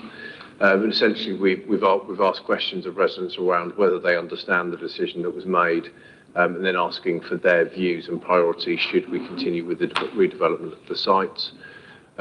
We've consulted on the rehousing policy and local lettings plans, which essentially provide the tools for us to carry out the rehousing of residents within those blocks over the course of the next 4 to 5 years.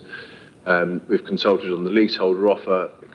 If you remember, Cabinet approved a leaseholder buyback scheme in March of last year. That was reaffirmed in July. We've completed on just over 10 buybacks, and we've got another 10 within conveyancing. So I would have thought by the end of summer we would have bought back around 50% of the original leaseholder properties. But we want to go out to them now and ask for views on whether or not there are other types of enhancement or offer that we can make to help them move on. And then the fourth piece of the consultation, which will be talking to the resident advisory groups that are based on each of the sites over the course of the next month, is the home ownership pack that Jill's referred to. So really, we're happy to open it up to questions, comments or feedback so that we can then incorporate it into the report going to Cabinet. Okay, thank you very much indeed. So, who wants to start this? Sue. I'll start with, yeah, sorry, Marina had to go, and she's obviously interested in this. So in terms of I think that's a really good idea to give people deposits, or not give them, but yeah. I mean, is that a loan of a deposit, or it is a gift? That's great. I mean, I don't suppose, why would people choose to go into private rental, but if they did do that, would we also pay a deposit, you know, because often that stops people going to buy. I don't know why they would go for that.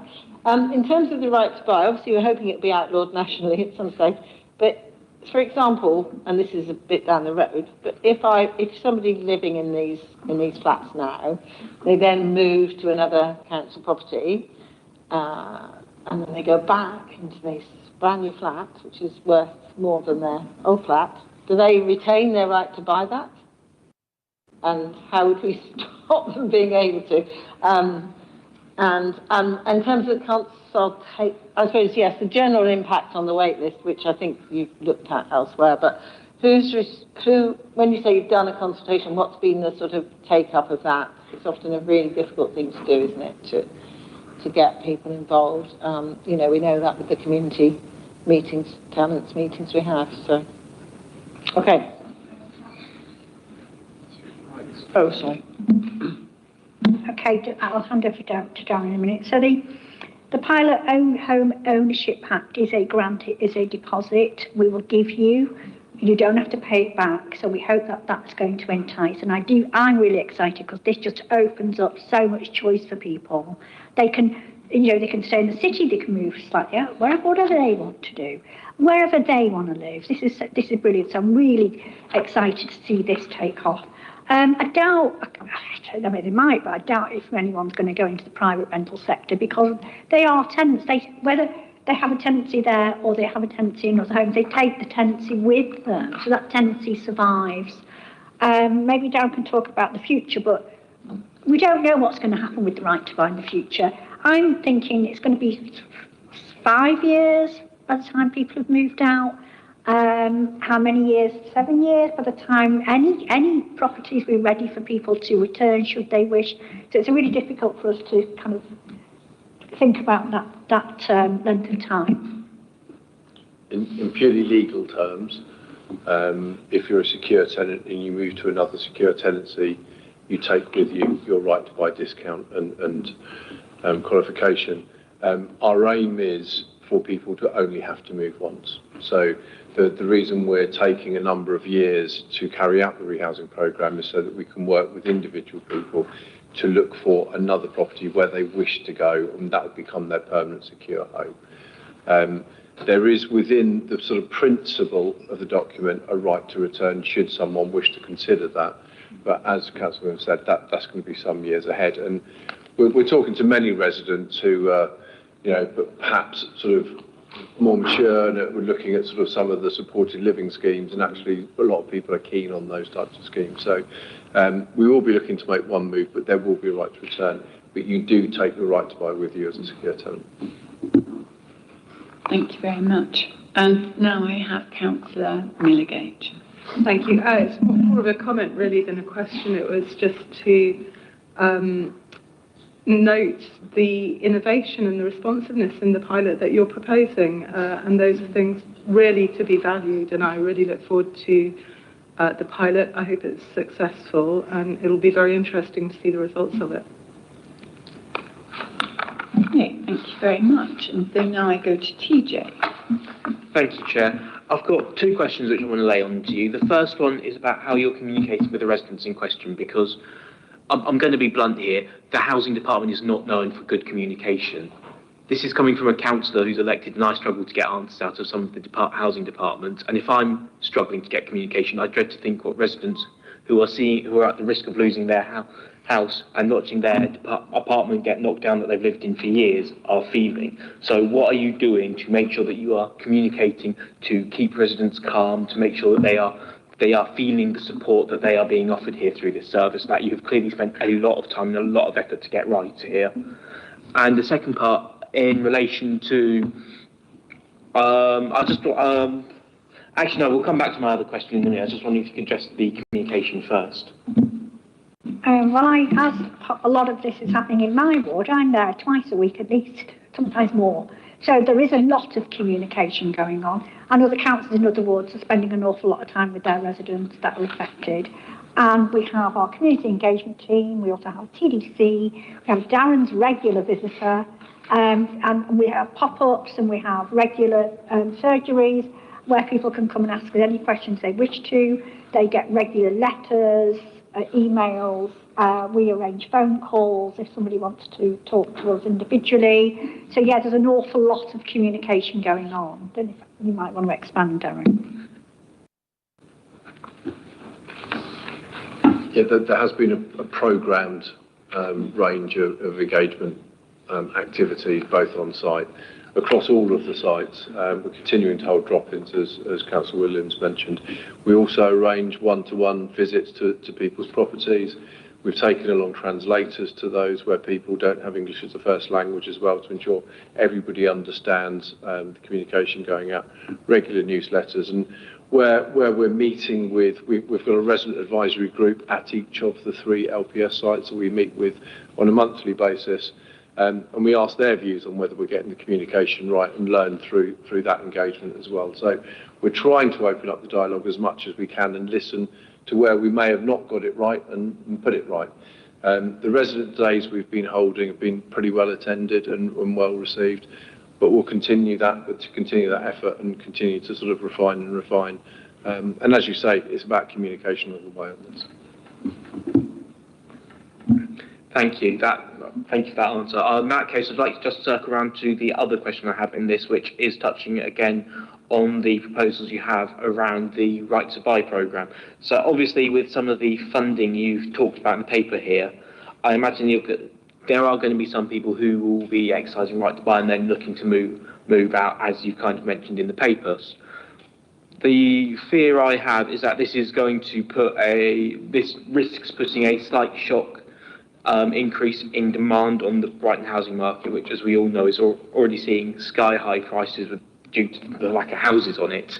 So how will we monitor to make sure that if the prices of housing do go up suddenly throughout this programme, what will we do to make sure that those who are looking to exercise right to buy will have enough support there to carry out whichever option they choose fit? So the pilot actually will fund 10 households. That's 10 homes. That's not going to make a dent in the market, I shouldn't think. And it gives people an awful lot of choice to look around the city, slightly outside the city, and wherever they choose to. So I'm really pleased that they're given that choice. Don't think it's going to make a huge amount of difference in the slightest. However, in my grand plan for the future, if we roll it out for other residents in the city, it then might in a few years' time. Okay, thank you very much. And Councillor Stan-Parrott. I just want to, really following on a little bit from what you were just talking about with communication. I know I raised it before in a briefing about our disabled residents. Are we making sure that there is a focus there? Because obviously disabled people often find it more complex to engage and to meet with counsellors or officers, people that they perceive as being very important, even if we don't always perceive them to be very important. I absolutely agree. And I think every single household affected has had an individual visit. Somebody not just asking you to come and listen to us somewhere, to go into their home and assess, because this has really been really interesting for us, hasn't it? Because we've found all sorts of things out, hoarding from on, all sorts of things like that. But people that have been there for years have not been assessed. They haven't asked to be assessed, because they have different housing needs. They've become disabled or less abled over time, etc. And that's been really useful to assess where do you need to go now? What do you need for your future? Some may or may not be going into sheltered accommodation or supported housing. So it's really quite a good opportunity, because we don't get to do that very often, to assess people's needs specifically. I mean, that's excellent. Thank you very much. I'm just curious as well to make sure that that is feeding back into the quite long and complicated conversation we've just had around adult social care, because obviously in those, that these blocks are very indicative of some of the issues that we're going to see in adult social care, and some that we're going to meet and engage with some of the people that maybe haven't been engaging in adult social care. So it's a really good kind of template for how maybe we should be reaching out and connecting with people. So one of the benefits, you're absolutely right. So that we didn't ask for this to happen. It's happened. We're dealing with it in the best way we can.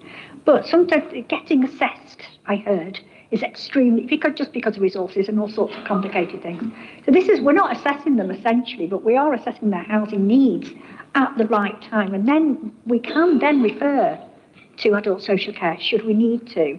Whereas we may not have discovered this before. So it's actually, those sorts of opportunities are really useful. And to be able, I think it's always really important to assess the housing needs for them to move into somewhere that is very suitable, because they may not be suitable now. They might have been suitable 5 years ago, but they're not now.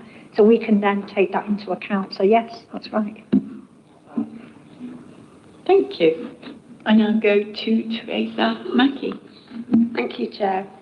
I had a question with regard to the level of engagement of tenants. So there's a single point of contact.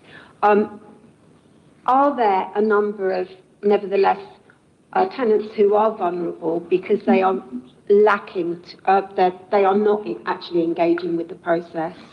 And if there are, to what degree is that an issue? And secondly, it's said that we have a commitment to returning people back to their homes should they wish to return after regeneration. But there's a caveat in there which says wherever possible. I just wondered what the factors are which might influence whether it's possible or not to return people back. Thank you. So in terms of the first point, it's about making every effort you possibly can to ensure you're engaging with every resident. So as part of the engagement process we've just carried out, we carried out 2 sets of door knocking exercises where we knocked on every single door in every single block at least twice, letting people know when we were coming. We've also, I think as I alluded to before, we've offered home visits. We've been visiting people in their homes where they can't get out of their own property, and we're constantly asking for that feedback from the resident advisory groups that we do engage with. So I think we are making a lot of effort to do that, but that has to continue and can't stop, because there are going to be people that we may not have reached that we need to continue to try and reach.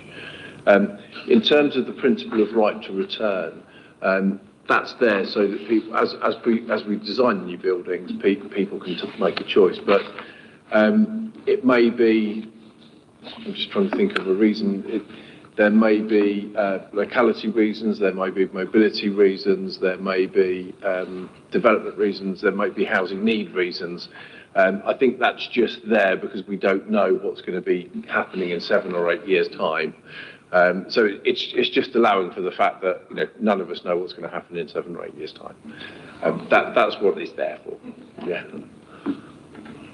Thank you. And I'm going to go to Joe now, and then Adam. Darren, got your mic on stuff. Thank you, Chair. Just a very quick question. People generally find change very difficult. Is there a possibility of a mental health support offer? There's a psychosocial partnership in the city, UOK, which is commissioned to provide some of that help. I wonder if a link with an organisation like that, something that people could go to if they were concerned, because with all the best will, and it's great hearing you door knocking and down there all the time, because talking to people is much better than written comms, isn't it? But still, it's a hell of a process, isn't it? And it's going to take a long time. So I just wanted to suggest that and ask if you'd considered it. We can certainly take that away. We've been promoting South Downs, who provide mental health support. So in all of the residence days, we've been promoting their material. I think they attended one or two of the residence days. On the back of Overview and Scrutiny's suggestion to us in the pre-cabinet session last July of a resident's friends, we're in the process of going through of appointing someone to carry out that role. But we're not at a point where I can sort of reveal that today, but by the time we get to cabinet, we should have somebody in that independent advocacy role as well, that would then provide sort of signposting and referral into that kind of wider network of support. That's great. Down are the lead provider for the UOK contract, so it sounds like you've started that relationship. Good, thank you. Okay, great. Adam. Thank you, Chair. My question was around what the uptake was like for the home loss compensation scheme, and are there any challenges being faced by residents given payments, as I understand, are made in arrears? Thank you. Thank you for the question. I'll answer that as much as I can at the moment. So we have had secure tenants living within the blocks go through the process of moving already. And there's a lot that we're working through within that process at the moment. So we have had some uptake on the home loss payments, but recognise that, like a lot of what we're doing around our LPS blocks, there's still things that we're working through just to make sure that that process is as smooth as possible. I can confirm the number of people that have accessed that payment after the committee, if that's agreed. Thank you. Thank you very much. And I actually got a couple of questions too. I'm interested in housing advice and support. When the time comes, each household will be assigned a named housing officer who will act as their main point of contact. And I mean, this is obviously going to be quite considerable sort of human resources needed there, because this is quite a few people who will have lots of differing options that they're taking, and they're all going to need help and guidance. So how are you proposing to manage the manpower? How are you going to acquire all of that? Because I think it's quite a significant resource. Yeah, thank you, Councillor. Really good question. So obviously supporting residents through this process is our absolute priority, and we really recognise the impact that such a move, especially when that was not voluntary, can have on people. As part of this process, we've really invested in our frontline services, our front-facing services, and we have set up a new rehousing team that will be supporting residents living within the 8 blocks. So we have a number of new starters that will be supporting this entire process to make sure that we've got the time, the space, the energy to support people in the right way. We're of course looking at the rehousing process over a 5-year period, and we'll be phasing our approach to the blocks over time as well. So we'll be concentrating on specific areas over that 5-year period to make sure that we can give people the time and attention that they need throughout that process. Yeah, because you're offering quite an array of options to people as well, which I think is amazing. I mean, reading this, it's very impressive. And I particularly liked all your questionnaires. I thought, gosh, you thought of everything. And what do people want, where they're going to be, and what's important, and so on, and what don't they like about something. So well done, because obviously a lot of thought went into that. But because there's a lot of options, is there going to have to be more training going on with this? Just maybe perhaps a few words on that, because I think training with this kind of thing is going to be quite critical. Yeah, absolutely. And I think just to reflect that providing people with housing options and assessing their housing needs is our core business, and it's something that we do day in and day out, and have a lot of experience and skills that we can draw into that new team that we're setting up to support the rehousing process. But like any new person in our organisation, we make sure they have the right training and support within their role so they fully understand the scope of their responsibilities and can best support residents through that process. Yeah, it's going to be challenging. And one of the other things I wanted to ask about was people who are perhaps more elderly, who need a bit of support, and we're talking about placing them in places where they have their own flat, places like Philip Court, Elizabeth Court, and so on. And which you're saying are specifically for that kind of age group and so on. But I know, because they're in my ward, that actually quite a lot of families, you're putting people there for temporary accommodation because there isn't anywhere else for them to go. And that's quite upset some of the older people there because, you know, they thought, well, we wouldn't have children, we wouldn't have a lot of noise, you know, and young families. So I just wondered how you will manage that one. And maybe hoping that by the time this all happens, that we might not have such a problem with temporary accommodation, etc., and placing families, because that's obviously going to be a priority from now on, I think. So maybe some thoughts about that.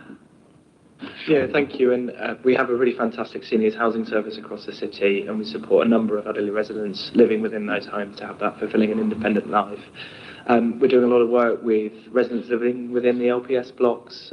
Our seniors housing team have been at the blocks, attending residents' advisory meetings to talk about the services that we provide. And I think we're even arranging a tour for people living within the blocks to tour around our seniors' homes to really get a sense of what our homes look like and the type of homes that they can move into. It's a really important option for the residents, senior residents living within the blocks, and part of that support process will be really talking them through the options and really considering seniors housing as one option for them and explaining a little bit about what it's like and the support that they can get from those schemes. Yeah, because it's a big step, isn't it, when people are older, because, you know, a lot hangs on it. And I think, is that all of them? I have a feeling I did have something else here. But anyway, I think it's all very positive and it's been handled in a very impressive way, I have to say, because it's huge. This is a huge thing that's happening. And, you know, I don't know if it's happening elsewhere in the country. I would imagine it is because it's such a problem. So hopefully you will get support from, you know, colleagues in other authorities on all of this. And it's going to be a big learning experience, I think, isn't it, on doing things differently. And I noticed all the stuff about leaseholders as well, and subtenants or tenants of leaseholders who are in these places. So it seems everything has been thought of. But I know what I wanted to ask. It was that, in some senses, this gives an opportunity for where people actually have a property that has become too big for their needs. And I know from experience how incredibly difficult it is for people to move from those properties, you know, and they're like, no, I'm not going to do it. I've been here so many years. And you know, actually, it would be better for them to move. So I'm just wondering how many of these you have, because it would free up the bigger properties and actually be much better for people. So perhaps a little bit about that would be helpful. Thank you. Good question. I can't give you the specific numbers of people who might be looking to downsize as part of this process, but we're very much looking at downsizing as an option for people. And we use what we call our transfer incentive scheme, which provides financial benefits for people who wish to consider downsizing to free up some of those larger properties for people who need them within the city.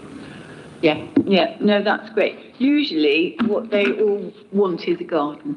I've noticed that, I'm sure you have as well. Everybody wants a garden. Well, I think you'll be, isn't there, Stan Parrott has a question? Sorry, it's just so I can sleep tonight. Can I just check, I may have missed this completely, all the removal costs are being met for people moving? Yeah, it was just I thought that would keep me awake tonight. Yes, do, Harry. A good question. We provide disturbance payment for reasonable costs associated with losing a property. So that can include removal costs where reasonable to provide. I think you're only packing for them where they can't do it for themselves, though. I did read. Oh, yes, I got that bit. Okay. Yes, Sarah.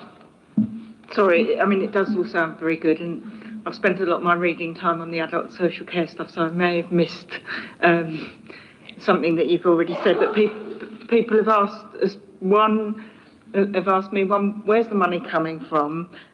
People who live in the surrounding areas, when these blocks come down, are they expecting to be showered with bits of the blocks? So we agreed a capitalised budget in July with Cabinet to fund this forward part of the programme, and as developments come forward, that's the point at which we'll need to sort of bring these costs in and create viability through the future development. So at the moment they're in the HRA capital budget and they're all budgeted for. In terms of demolition of these types of blocks, it's a very, very careful and very technical demolition, and they will essentially be enveloped with sort of protective. In fact, I'll pass to Laura. She knows this better than me. Yeah, that's correct. So it's not demolition in what you would consider a sort of traditional sense. So it's very much, it would be wrapped round and it would be panel by panel. So we'd have a specialist design team on board with particular method statements. So it would be a very gradual process to minimise disruption as much as possible. Well, it's not the case that they would be demolished, if you like. I think people tend to think there's going to be a big, yeah, but that's definitely not the case. It has to be done very carefully and very slowly, just because of the design of the panel system. Okay, yes, Jo. Yeah, just wanted to add, while it is unfortunate that we are in this position, we've sort of inherited, they were built in the 60s, a lot of these blocks, and no longer tenable. It is also an opportunity for us to redevelop in the way we want, and think about what, there's not enough 3 and 4 bed homes in our city, and we can now look at this and say, well, what kind of homes do we need for the future? Because it is the future we're looking at. And how can we accommodate the needs of families, for example, as well? How can we change the way, the look and feel of especially the bird blocks? Because we could do with maybe some studios, workshops. There's so many opportunities. Not a lot going on for the kids there as well. So we really have got a great opportunity. This is where I want everybody involved in developing and designing ideas of what do we want this to be? What do we want it to look like in the future? And what do our residents need? So although this is really hard work getting to this point, and we do need to take care of the residents that we've got there because this is their home, we want to include them in that as well and make them part of that design and also, I do keep saying this, so if any young people in the areas, I want them involved at the beginning, because they're probably the ones that are going to be living there in the future, so it's really up to them. So yes, it's a massive challenge, and it's without these guys here, I don't know what we'd do, to be honest. I think they all deserve medals, but it's also an absolutely brilliant opportunity for our city. Thanks. No, thank you. Yes, thank you very much indeed. So now I'm going to go to recommendations, and we actually have 3. I'm not going to read them all out. What they are about is that we provide responses and feedback to what has been put forward, to survey questions, to the rehousing policy, draft local letting plan, and potential options for enhancing the leasehold and tenant offer. So looking for comments back about that, which will be fed to Cabinet. Okay, so it's an opportunity to sort of, put something in about this. So do we all agree on that? Yes? That we will aim to do that? Yes? We agree the recommendations. Okay, thank you very much. And thank you very much indeed for waiting and then sort of being here to answer questions and tell us a bit more about it. I'm sure we'll see you again on this subject. Thank you.